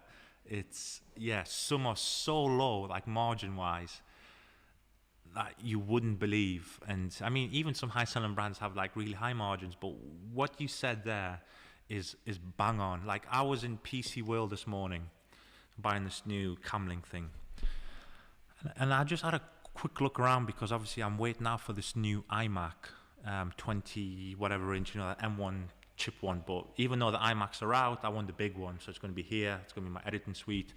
And I was just looking, and I was just listening to all these salesmen. I was just thinking, there's so much product. Which one do you recommend? Like, and what you said there, especially in these smaller stores, the margin game is correct. They will peddle you anything that, you know, if this makes you £5 more than this, then that's the shampoo you're going to get. Once the customer's out, they're like pretty much like the aftercare. I mean, some shops, again, some shops have got great aftercare service, don't get me wrong, but I'm talking about the majority here. It's always the majority that ruin it for the minority. Whereas, again, I boast proudly about this. We want to make the best shampoo in the world. So you come in here, there's one offering. If you don't like it, or you're not looking for a shampoo, you've come to the wrong place. Same thing with wheel cleaners, all that sort of stuff. And this is why V2s, V3s are starting to come out now, because, again, new raw materials, more development money. You can make the best product at the time of launch. Obviously, I keep kind of talking about this, but the best product at the time of launch happens to be X. In 2 years' time, if a new special raw material comes out, then of course you're going to have a V2. Not saying that your current product is bad, but you can make it better. But this is why, yeah, you come in, there's one gun, one foam cannon. Like, the biggest thing about me is foam cannons. Like, you walk into some of these shops and there's a foam cannon for £15, and then one for, again, imagine if our cannon was there, £85. Like, there's a night and day difference in the build quality and everything, but they'll peddle you the £15 stuff because they know the margin's the biggest and they can sell a ton of them. What happens if it breaks? No answer. I know this firsthand. I'm talking like so much truth right now. There's no answer. How can I fix my foam cannon? I don't know. Can you get parts for it? I don't know. Well, that's why I paid £15. And I know so many people who've bought 10 £15 cannons.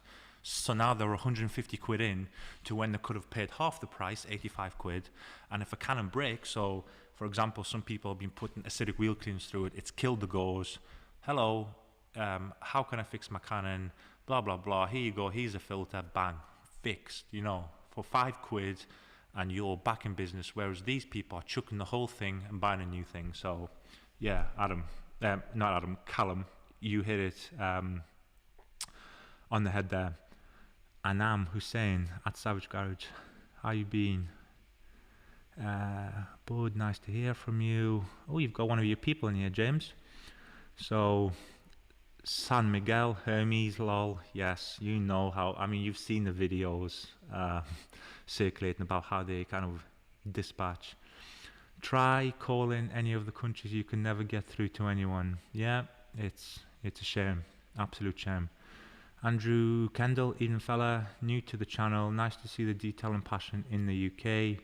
Andrew, thank you so much. I really appreciate it. One of the few passionate people actually cares about customers and, giving you the right product. I would, as the saying kind of goes, I've been thinking about this saying a long time, but, there's no honor amongst thieves.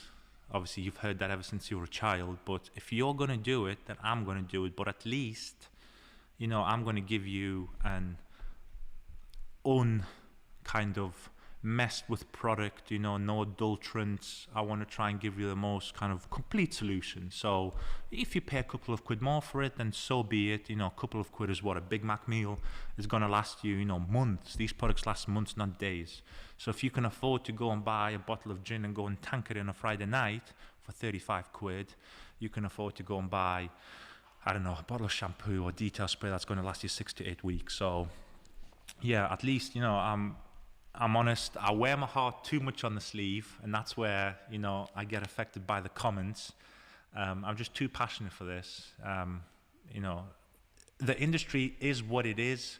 A lot of people really have not got a clue what they're talking about, or they just try and be, like as Callum said, your typical kind of salesman. I want this, but that's not what you really want. You want this. But what they don't know is there's obviously a hidden meaning kind of behind the person who's selling you it. So yeah, I appreciate the kind comment. It's really cool. The new MacBook and maybe an iMac should be being announced on the 19th. Oh, 19th. Well, I was expecting it before Christmas. The MacBook, at the time, this was a highly spec'd MacBook Pro. This is still going strong. But, now when I'm editing, some of my files. So I'm using, in fact, what's the software? I keep forgetting. So it's Final Cut Pro, that's it. I'm using Final Cut Pro, which takes up a lot of the working RAM and the CPU, and then you add hundreds of gigs of files. So James, you'll know this, huge gigabytes, and it just starts to bog down sometimes. In fact, last Christmas I filmed a 2-part series. One of the videos was an hour and 45 minutes long, edited. The unedited version was 3 hours long, and then right at the final moment, my Final Cut Pro just decided to go off. That's it. So 2.5 hours of my life I never got back. I was literally crying. So sometimes some of my projects, again, I don't use many special effects like all the Hollywood people do, or some of the more glossy YouTubers kind of use, but still, I have big files and they're 4K files, so they do get quite big. So the whole new iMac, I went into Apple a couple of weeks ago. We bought Kelly a new Apple Watch, and she wants to kind of track her fitness and stuff. I don't believe in the Apple Watch only because it tells time, but for her it makes sense because we bought her that fancy one with the O2 sensor in it, underneath, and it can track your oxygen because she likes keeping fit.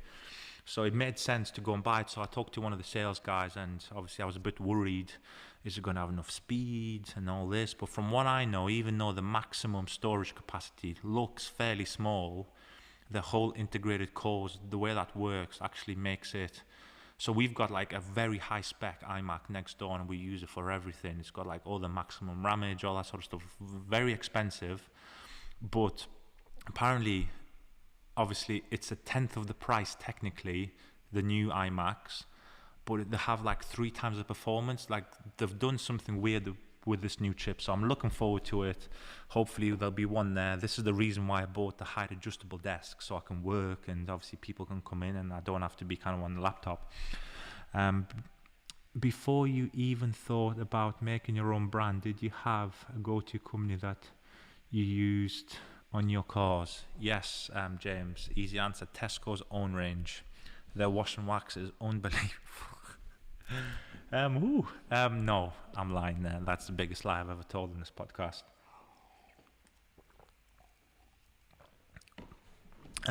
Right, so I started with chemical guys. I think my first order was about £900 of chemical guy stuff, and again, I watched the videos. I was really heavy into YouTube. I was watching. I think I've watched every one of their videos like 4 times over. So I thought, you know what, I'm going to go and try it. So try Chemical Guys. Some of their stuff's really good. Like some of the old lines, which they still sell, are really good. Some of their new stuff, now they started making 74 shampoos. Kind of, I've lost that feel with it. When you're thinking, well, how many more shampoos can you make? You know, one's orange, the other one's pink. They do the same job. So that was good. And I used them for quite a long time. And then I started looking at some of the UK YouTubers, which I think kind of killed it for me, because I started jumping to some brands that were recommended, which aren't actually that good. But I still tried them. I gave them the benefit of the doubt. And again, they had 1 or 2 gems within the lineup. But I think the biggest one that I would say, again, I'm going to say old here, old version of this brand was the best, because the new stuff is a little bit questionable. But Adam's Polishers was really good, really good. They had a huge kind of backing budget behind them. I mean, hundreds of millions, and this is why I think, again, they were good. So some of their old lines, like the old red shampoo, that moved on to the blue shampoo. In fact, the blue shampoo's still going, so that's really good. And a few of their paste waxes, again, I think the American paste waxes, bar a few European brands, I think are unbeatable. So easy to use, so glossy. Again, you're paying a premium for this. You're buying it from the States. You've got the exchange rate in your favor, obviously, because the pound sterling is a lot more stronger and stable on the market, but you've got shipping, import, and obviously all of a sudden a £12 shampoo becomes 27 quid, and you think, is it actually kind of worth it to import stuff like this? But to me, it was worth it. So yeah, I really enjoyed it. And all Adams stuff was really good. Like, I liked it anyway. Like, a lot of people, again, Chemical Guys, Adams, they're pretty much the same brand, which they're not, but people just like to regurgitate information. 2 different chemists. And yeah, I think it was like an eye-opener for me, like this whole ease of use car care, and kind of how simple products can really make the car shine. Because another reason why I started the brand, I used to make this joke, again, I've probably said this phrase before, but most of the UK brands, more so in the past, but even a few now, you need 57 towels to work a certain product. And I just think it's ridiculous. Like, potentially you've got to think of the stupidest, most novice kind of user. Imagine using it in 50-degree heat with a cheap Costco towel, imagine the worst scenario, and the car's uncleared and unpolished, all that sort of stuff. And then you're giving somebody a product that you just cannot work. Like, you need unbelievable conditions, like perfect conditions, like something like this, no wind, no dust, no heat. And I just thought, how can you make this? And, you know, it could last you 12 months, but still, like, you can't take it off the car. So a lot of, I think, chemistry in the UK, it has advanced with certain brands. Certain other brands, I think, are still either going down the cheap line, which means obviously it's not going to work anyway. And some of the other people are actually chasing the wrong game, like the durability game. Waxes are starting to come out that are, you know, lasting in excess of 1 year. But you can't apply it on top of another wax. You can't apply it outside. You can't give it water for the first 36 hours. You can't take it off. It's a nightmare. You've got to use a wet applicator, and then a wet towel, then a dry towel. I just think the whole point is you need to enjoy this. You need to, you know, just relax. Putting a wax like that on would turn me grey. So this is where the American market really opened me up to like really easy kind of car care. Easy, effective, fast and glossy, well branded, good videos behind it. This is why, obviously, I realize a brand's not everything in terms of, yeah, you may have a good brand, good product, but if there's nothing behind it for supporting items like videos, email support, phone support. I mean, my phone rings non-stop, 24/7, and I get people just, sometimes I do want to end my life, but it's still part of business, I believe, and I'm trying to obviously like work a little bit a better way around it. But this is why I think some of the American brands, in fact, the biggest brands in the world are the American brands. There's a reason for that. So, yeah, hope that answered your question, James. Any more questions before I start rambling on my own kind of directive? Yum all the way. Thank you, Michael. Really appreciate it. Appreciate the kind comments. But yeah, I've used some awesome brands, and I'm not naive enough to say I'm the best. I'm one of the best, 100%. I do not doubt that comment, but to say you're the kind of the best in everything, it's just silly. Even the best footballers in the world aren't the best at everything in football, but have pretty much everything else the best. So that's the way I look at it. You know, we try and make strong chemicals that are easy to use. Again, that's a fine walking tightrope, because as I said, the stronger, say, a protectant is, sometimes the harder it is to remove, or the stronger the cleaner, you can't use it everywhere. It's like when we were doing our development tie cleaner, I made a tie cleaner that strong that you have to wear PPE, it burnt your face, and I said, nah, you can't do this. So it's quite hard, you know, to get the fine line. But once you get the fine line and you get the certain sweet spot, you can just expedite that into many products. Marco as the driver. Oh, we've got an as the driver here. I bet you're busy. Ceramic spray, amazing product, but the more I use it, the more I notice that rain now leaves watermarks even after prepping the car properly. Never had this before on other products. Well, that's not a water product. That's not a water product. That's not a product issue. What you'll find is you can't blame a product for water leaving water spots. What you're finding is, and the biggest category of products that you have this issue with is usually ceramics, and the biggest version of the problem of these ceramics is the resin delivered ceramics, which is in the small little bottles, pro grade coatings. I've seen this pretty much with everybody, but when you apply a pro grade ceramic coating, the amount of people that I see on the forums on YouTube and they're complaining of watermarking. I thought this coating was indestructible. Yes, it pretty much is. But when you get a super hydrophobic product that makes water beading that everybody wants, that sometimes on hot days, you obviously water beads everywhere. It evaporates through natural chemistry, but obviously solid items like calcium, magnesium, so basically all the components that make a water spot cannot get evaporated because it's a solid product. And what that gets left with is watermarks. Now, my advice to you, I'm guessing your name's Mark. I mean, other products, it's very hard to say because some other products may be more sheeting products. They may have, kind of sheeted off the car a lot quicker. Now, our product is extremely hydrophobic. That's kind of the job that it does, and that's designed to then you go and blow the car off after washing, and the car's 95% dry. So that's the way I built it. Easy to use, super glossy darkening effect, but also very hydrophobic. Now, it's not a product problem. It's obviously water spots get caused from any car, hydrophobic cars, flat cars. That's quite a hard question to answer because I don't know, even if it's rainwater that's leaving it, are you leaving the water on too long one day? Again, that's quite hard. I'm answering this blind. But yeah, it's definitely not a product problem. I can put on any wax on any car, leave it in the rain, let it dry, and it'll water spot. I can guarantee you that. That's just the way of life, and this is why you want to really watch rain. So like Kelly calls me the weatherman.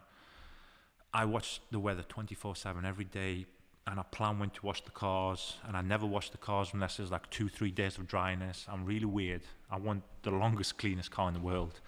But I always watch, if I've cleaned the car and it's rained, I want to see if kind of when it rains, I literally, if you don't believe me, you'll one day see me do this outside. I'll have a clean car. This happens in the summer mainly. It'll rain and then it'll come back out with 30-degree heat. And this is where it's the most dangerous because that's obviously where you can cause irreparable damage. So I'm out there with a cordless blower, blowing a clean car off with rain. So a few customers have called me and asked saying, what are you doing? But yeah, trust me, I do that. What's the time check? It's 8 o'clock. So before more questions pile in, I'm going to obviously continue rambling on the plan. So we got as far as Christmas and the next year, but what's happening between now and Christmas is we've got, hopefully, I don't know if I'm going to achieve this timeline, but we've got one product definitely in the pipeline that is being released any week, but I'd say probably around 2 weeks time, if the labeling and all the stuff that obviously happens with that comes kind of at a decent time. And at this time, I will obviously drop a mystery event right before Black Friday, hopefully, which will, again, every mystery event we try and do has a new product or accessory or both. So again, of course, not to ruin the surprise, I'm not going to say what the product is, but a new product is coming potentially. I want 2 products. As always, everything comes at once. We've had nothing for 6 months while developing. We cracked it at the same time. Sometimes you just crack it at the same time. But then again, the secondary product is not yet 100% honed, but I think I know what to do with it next and what to tweak to it to make it honed. Now, can we get this out before Christmas? Is dependent on raw material supplies, because one of the raw materials that we're using in this product is extremely expensive and extremely worse at getting it kind of here in the UK. So I'm playing it by ear. Obviously, the microfiber line is coming. Guys, I cannot tell you. I've been so excited for this. We've had so many blockages for this. Obviously, everything that's happening in the world, shipping times, shipping costs, just everything has gone up. The planes were not flying, so we've had a roadblock everywhere pretty much. But eventually, I got it. You've seen some of the development videos, but I think it was between 5 real huge factories. Now, I'm choosing one of the microfiber lines that I filmed. I'm not going to tell you which one. Obviously, you'll see it and you'll recognize it. But it's super high quality. We're going straight to the source on this. We're not going through any intermediaries. We're not doing anything like that. We've actually spec'd, cut, and blended the towels to our spec, which is super important. So yeah, I'm super excited about this. I won't tell you how many groups of towels are coming, which towels are coming, because it's all a surprise. But let me tell you, it's going to be big. We've invested a lot of money into this one and a lot of time and effort, obviously speccing the blends and stuff like that.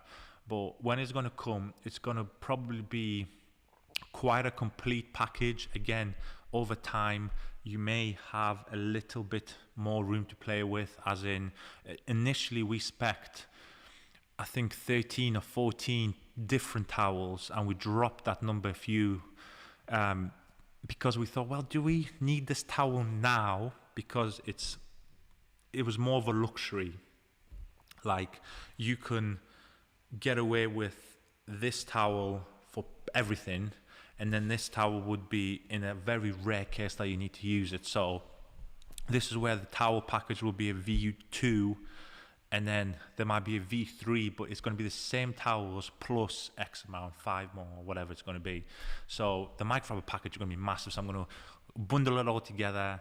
We're going to add a few other things into the microfiber package, and it's going to be super massive. And if you want what I have, what I'm going to have in my cupboards, in the right numbers, in the right orders, oh guys, I'm telling you, it's going to be super amazing. The packaging for it is next level as well. So Kelly's been organizing it with her kind of side, and yeah, we've had a bit of a drama with the packaging recently, but we've initially we eventually nailed it. The bags were measured by us, like literally we're measuring them down to the T, and pretty much 98% of the bags required new molds, because again, they're custom bags to us. So I don't know how much it is. I don't know if she's watching this. Is it 300 quid, 500 quid per mold? And imagine you've got 10, 15 molds. So it was quite a strange time for us. And we didn't want to mess up the mold, because don't forget, once you pay for this mold and they make the metal indent, and you say, oh, actually, I forgot, instead of 27 centimeters, can you make it 26? It doesn't work that way. So, yeah, microfiber liners come in. We're serious about this. We're going to rival probably the biggest people going regards microfiber. It's going to be, it's not going to be cheap. I'm not going to lie. The shipping prices have trebled. The import and all this is still there. But yeah, the shipping cost has blown everything out of proportion. We ordered it. 3 weeks later, it went. Well, in fact, if you watch my Instagram live, I told you the figure. It was absolutely astronomical. So yeah, they're going to be expensive. They're custom made. They're handmade to our specification, to our kind of uses. So it's going to be some of the most premium towels and blends and fibers that you can find anywhere in the world. So that will be, hopefully, as far as I know, I'm seeing if Kelly's messaged me or not, because she's probably watching this, but I'm not sure. We've had an email saying that they arrive on the 10th of December. Now, as far as I'm aware, the Border Force, Customs, whoever they are, because it's going to be it's basically in a container, yeah, huge shipment, and usually takes them for a container size shipment about 7 days. 7 days to clear, customs to go through it, charge us accordingly. Again, they're going to rip us off, but still they need to go through all the inventory and charge us accordingly. So that could take up to 7 days. So the 10th to the 7 days, 17th, can we get it before then? So if it's here before Christmas, it's getting launched. If not, it's going to be in the first couple of weeks of January. But guys, it's coming. Super excited. As a business orientated person, can you see yourself in any other ventures in the future? Oh, I see myself in every different venture every other day. James, Jesus. Yeah, I think about new ideas all the time, and that's not just I want to make more money or I want to cross-platform my investments. I don't think about it like that. I think about it, where can I channel my passion to where I can actually make a difference to either a similar industry, same industry, or kind of, well, obviously in this industry, obviously because I'm still in it. But yeah, I've thought about, like, basically I don't, like a lot of people, and I'm sure everybody who's watching this is obviously on YouTube, they would have seen these stupid advertisements.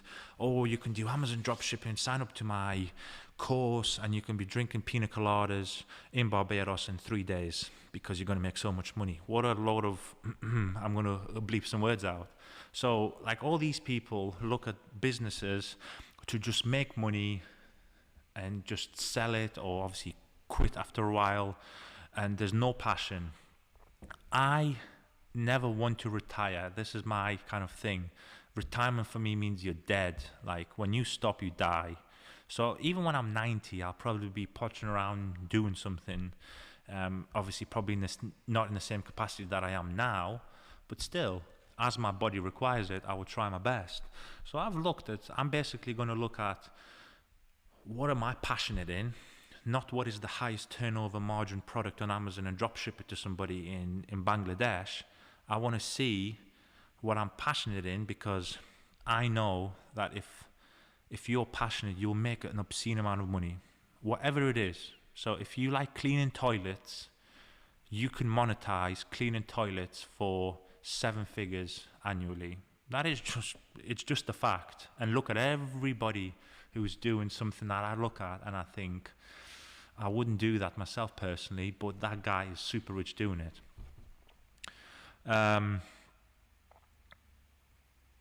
So Kelly's just messaged me about, so she is watching. Ooh, so she's got a secret profile that she's not telling me about. So she's told me some of the specs. 50,000 bags are incoming. 50,000, Jesus. And the max per mold is 380 quid. Oh, wrong, dollars. So yeah, so what's that? £310, £320. So yeah, that's per each metal mold. So yeah, a lot of towels, a lot of mold charges. It's starting to hurt me.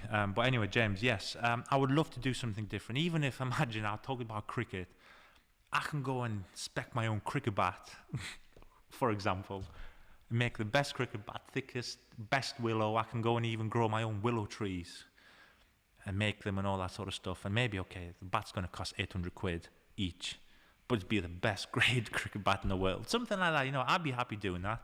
Because trust me, there'll be a lot of people wanting to buy high-end kind of equipment. But again, I love cars. It's a shame that in the next 10, 15 years, the production of cars is going to stop. But still, that means the second-hand car market is going to absolutely explode. Because petrol, obviously, is here to stay for at least a couple of 100 years. Obviously, way past our lifetime. But still, like, cars aren't going to drop off the face of the earth. And I've been approached by many people in slightly off-cut industries with offers, ideas, and some seem really viable, some seem like not so viable, but it's what I want to do, and I never want to potentially partner with someone because that's how you lose friendships. Money and women is how you lose kind of your best friends, acquaintances. When those two things come in between you, it's going to be like really nasty. So partner up with somebody you potentially don't know, like me and Kelly had, obviously, we aren't going anywhere, so we'll probably partner up on, I don't know, one, maybe two different things eventually. It's like, yeah, I would love to cross-platform something. And this is why on my live on Instagram, which was very long and very unsuccessful, James, if you remember, after 3 attempts, it just kept breaking, is I would love to, like the YumCars brand is literally, you can cross-platform it across, I'm just checking my battery level, you can cross-platform it across many kind of things in many businesses. As the driver, it's just from rain, not implying the products have issues. I use every other one of your line, just wondering why after a shower the spots are bad. Yeah, as I said, no, I know you're not implying. I'm just trying to explain, when you've got a super hydrophobic product on your paint, and especially on flat panels, you'll notice this. Correct me if I'm wrong, but I kind of know. This is like bonnets. I'm looking at it now. So bonnets, roofs, boots, if you've got it. Obviously, this is a hatchback, but that's where it's going to be the heaviest. Water spots don't usually occur as often from rain, from the doors, wings, because it's a horizontal, a vertical kind of surface. But yeah, it's just, I would recommend, try to blow the car if you can. If you can't blow it, drive it up and down the drive, get the water off, especially if you know that rain shower is intermittent in between warm to hot weather. That's where most of the issues occur. When is Black Friday and how long will it last for? So let me check my phone.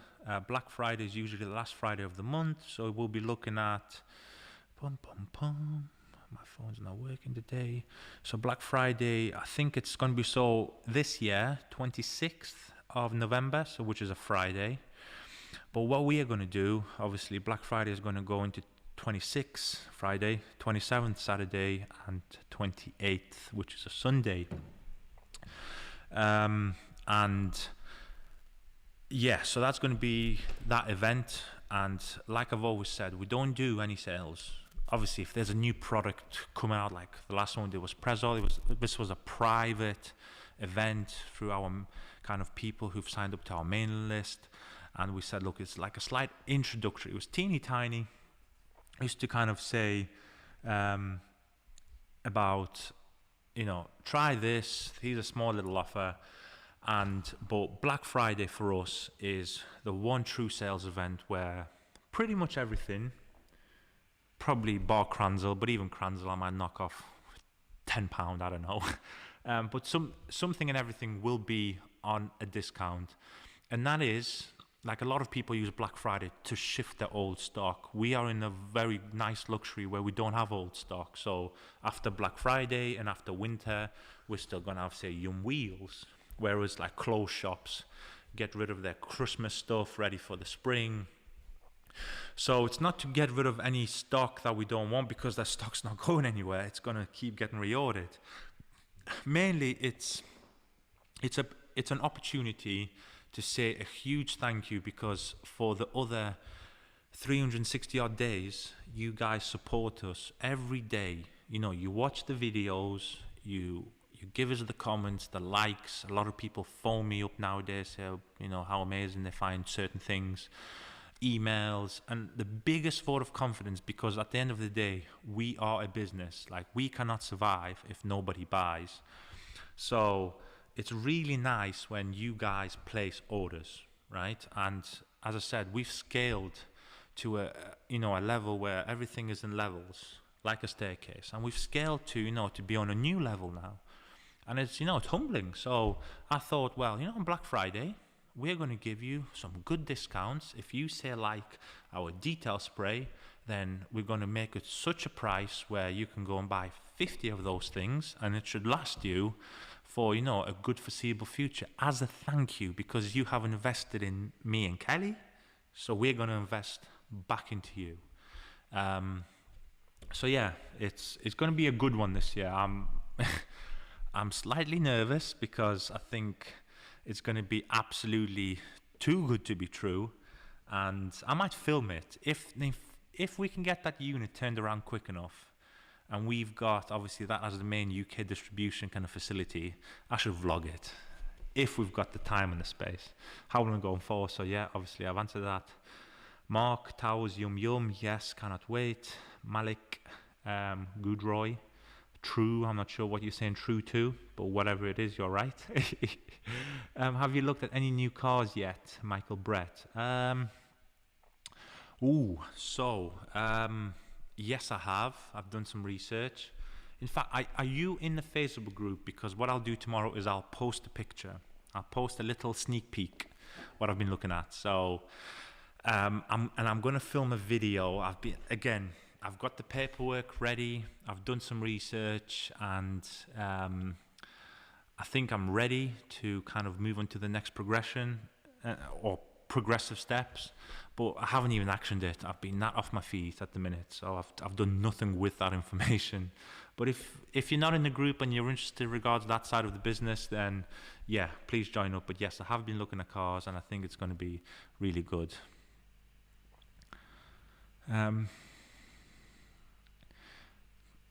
So Kelly's just mentioned me. She's just messaged saying, I'm guessing regards the vlog of the Black Friday event with laughing, crying faces, you will be getting stuck in on your knees packing, so don't get any ideas. So I'm guessing I can't vlog that thing. Well, looks like we have to hire more staff so I can vlog these things. Yeah, I remember last year, honestly guys, we were running around. Like, I lost about half a stone that day. We were just ping, ping, boom, like this. Boxes were just getting chucked. How many boxes do you need? 10, 5, tape just getting flinged anywhere. So when you get a new roll of our branded tape, it's about this big, but it's about this thick. And when you chuck this, if you're not paying attention, it'll probably cause you some serious brain damage if that hits you in the head. So yeah, it was an eventful day. James, do you notice considerable slowdown in orders over the winter with less people cleaning cars? Absolutely not. If anything, they double and treble. So yeah, I thought that when we first started. I thought, we live in the UK climate, it's wet, it's windy, and I just think, it's not going to work out. And guess what? It's some of our best seasons, because a lot of more people are cleaning their cars. Don't forget, a lot of people would just sometimes, they may not use all the products, because they think, well, what's the point? I'm not going to wax my car in the shiniest kind of product of like wax and stuff like that. So what a lot of people will do a lot of kind of contactless washing with citrus. They'll then probably just use a detail spray as a drying aid. They'll use a lot more foam, a lot more wheels, stuff like that. Undress, obviously, because of all the dirt and salt. Interiors obviously get hammered as well with the winter salt. So a lot of people do listen to kind of my recommendation on the mats with interior. So a lot of wet vacuum happens. So yeah, it's all that good like sort of stuff. Oh, Kelly's coming in here. See, she should be right here talking about this because she knows more about some of this than I do.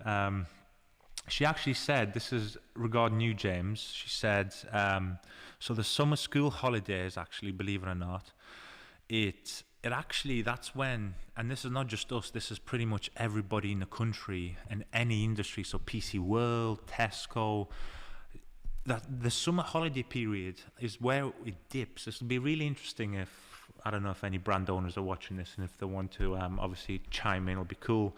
But yeah, the summer period drops because everybody's away, of course, and they spend a lot of money on their kids, all that sort of stuff.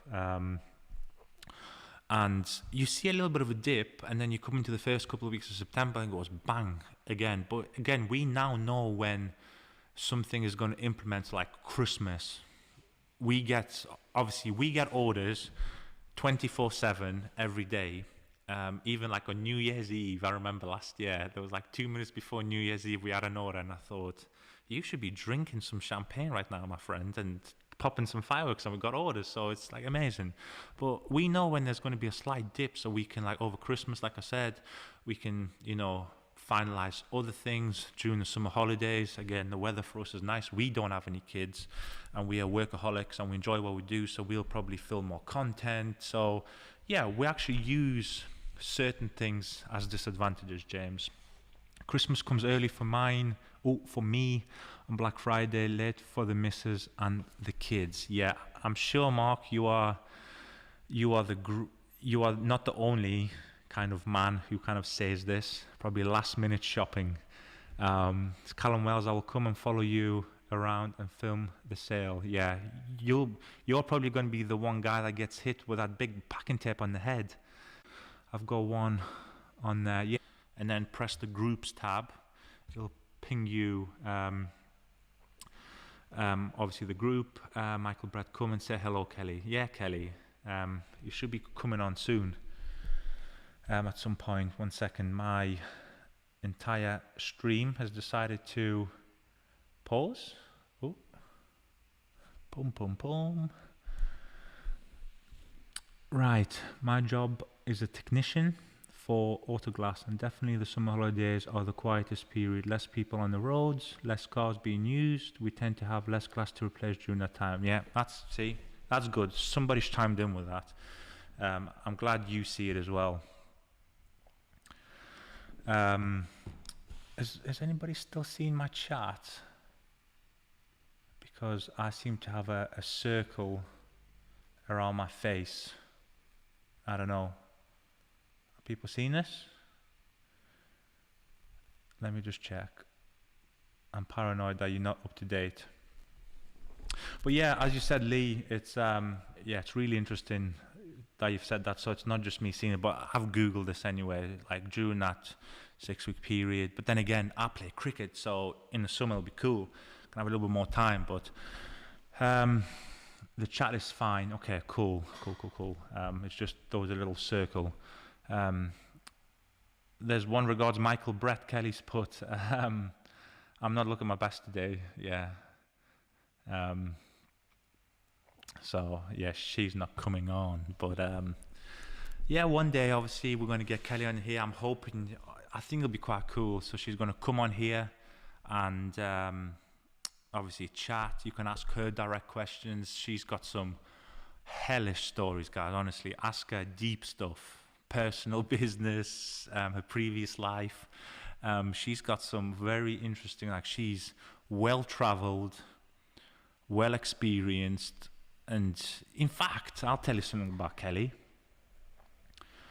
Okay, all okay, I missed the Facebook thing. Okay, Michael, if you missed it, just go into the search bar, type in YumCars community, and we should come up. So one story about Kelly, for the people who've seen her, she's not the biggest girl in stature, she's not 8 foot tall, she's extremely softly spoken. She's going to kill me. Watch this. My phone's going to light up any second. So extremely softly spoken. You think, oh, what a lovely young woman.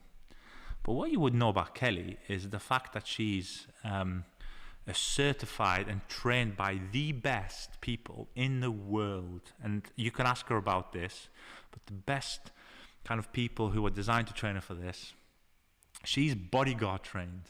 She can kung fu chop you. Like, she's done this to me, wallop. And she's half the size of me and definitely half the weight. And yeah, she can she can do some damage. That woman can. So it's actually really interesting. But when she's on, honestly, it's called close protection. That's the fancy word for it. So the people you see with the Queen, celebrities, they're called CP officers, right? CP standing for close protection. And she's got, honestly, tens of thousands of pounds of qualifications where she can technically leave today and go and work in London for like anywhere between £2,000 to £5,000 a day, guarding some VIPs. It's like actually crazy, some of the stuff that she's got under her belt. But when she's here, you can ask her. I won't obviously ruin all the surprises. James, is the odd number or ceramic and the wax bottles behind you, you're not setting off on your OCD? Let me have a look. It's the wax, James. So, in fact, the screen's right there, so I can see it. Yeah, the wax today. Every day we have peaks. We have peaks in the shop. Like today, it was wax. So as you can see, that row's quite big in terms of from left to right. So we do it quite deep as well. So we do it too deep. So I think that shelf can hold, I don't know, I think 24, 26 bottles. I don't know. Zoom in. It's something along that line. And yeah, today the peak was wax. Whatever the reason is, I really don't know. Everybody came in today and just decided to buy a ton of wax. And Kelly's put, it's making her twitch also. Yeah, because Kelly's really bad for this. She'll look on her CCTV cameras sometime when I'm here editing or filming, and she'll say, Nick, you're missing 2 bottles of this shelf. So yeah, I kind of like, this shop is always kind of restocked, but I just kind of finished. I jumped on this super quick. Wanted to be like as raw as I can while my thoughts are straight, so I don't have to count any bottles. But yeah, today was a peak of wax. I really don't know why everybody wanted some wax.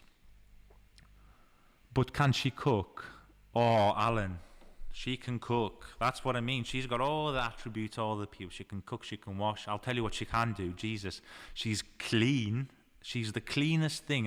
I'm clean, but that woman, there's something not right with her. She will scrub until there's nothing left to scrub and still say it's dirty. So, but yeah, she can cook.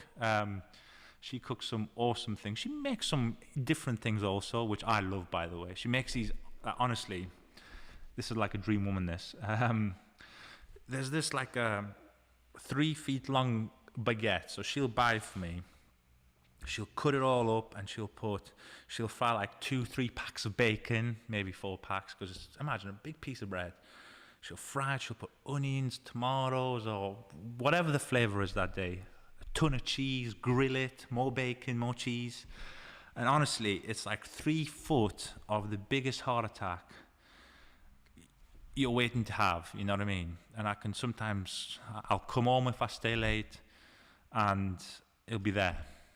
Like, cool. And I eat a lot of food, you know, there's a lot of food that goes into my body because I just eat like a horse. Yeah, Alan, you're lucky. Oh, I'm lucky, yeah. But she's also lucky. Yeah, she's a good cook, yeah. Khalid, hello, greetings from Saudi Arabia. Hello, my friend. Nice to have you from all the way over there in the world. Hope the weather is nice. I can imagine it will be. So, guys, I think I've talked for a very, very long time. Unless anybody's got any pressing questions, let's go.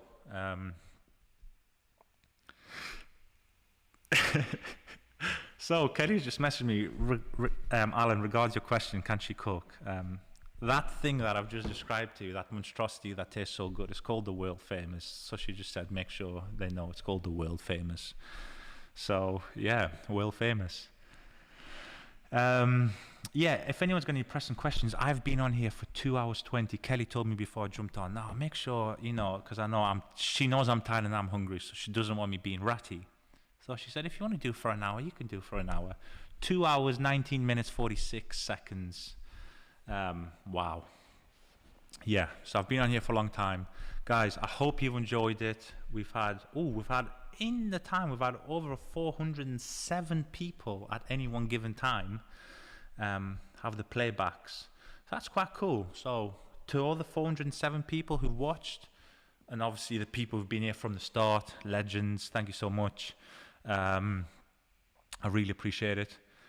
I hope it's been a good live chat for you guys. I've talked about some plans, ideas, previous life. Again, I'm going to do 5,000 of these podcasts, so trust me, there's a lot more coming. You can ask me more questions and we'll go deeper and deeper. But I hope you've enjoyed it, guys. It's been really cool. I've had 2 hours of chatting to my people, as I call it. So yeah, thank you so much. It's been 409 people now. It's really cool. You guys are cool. You support us. You support me through watching this, asking me questions. So yeah, I really appreciate it. Thank you so much. And I will catch you next Wednesday around the same time, 6-7 p.m. On the next live stream. And hopefully I've got some more updates for you guys. Cheers, and I'll catch you soon.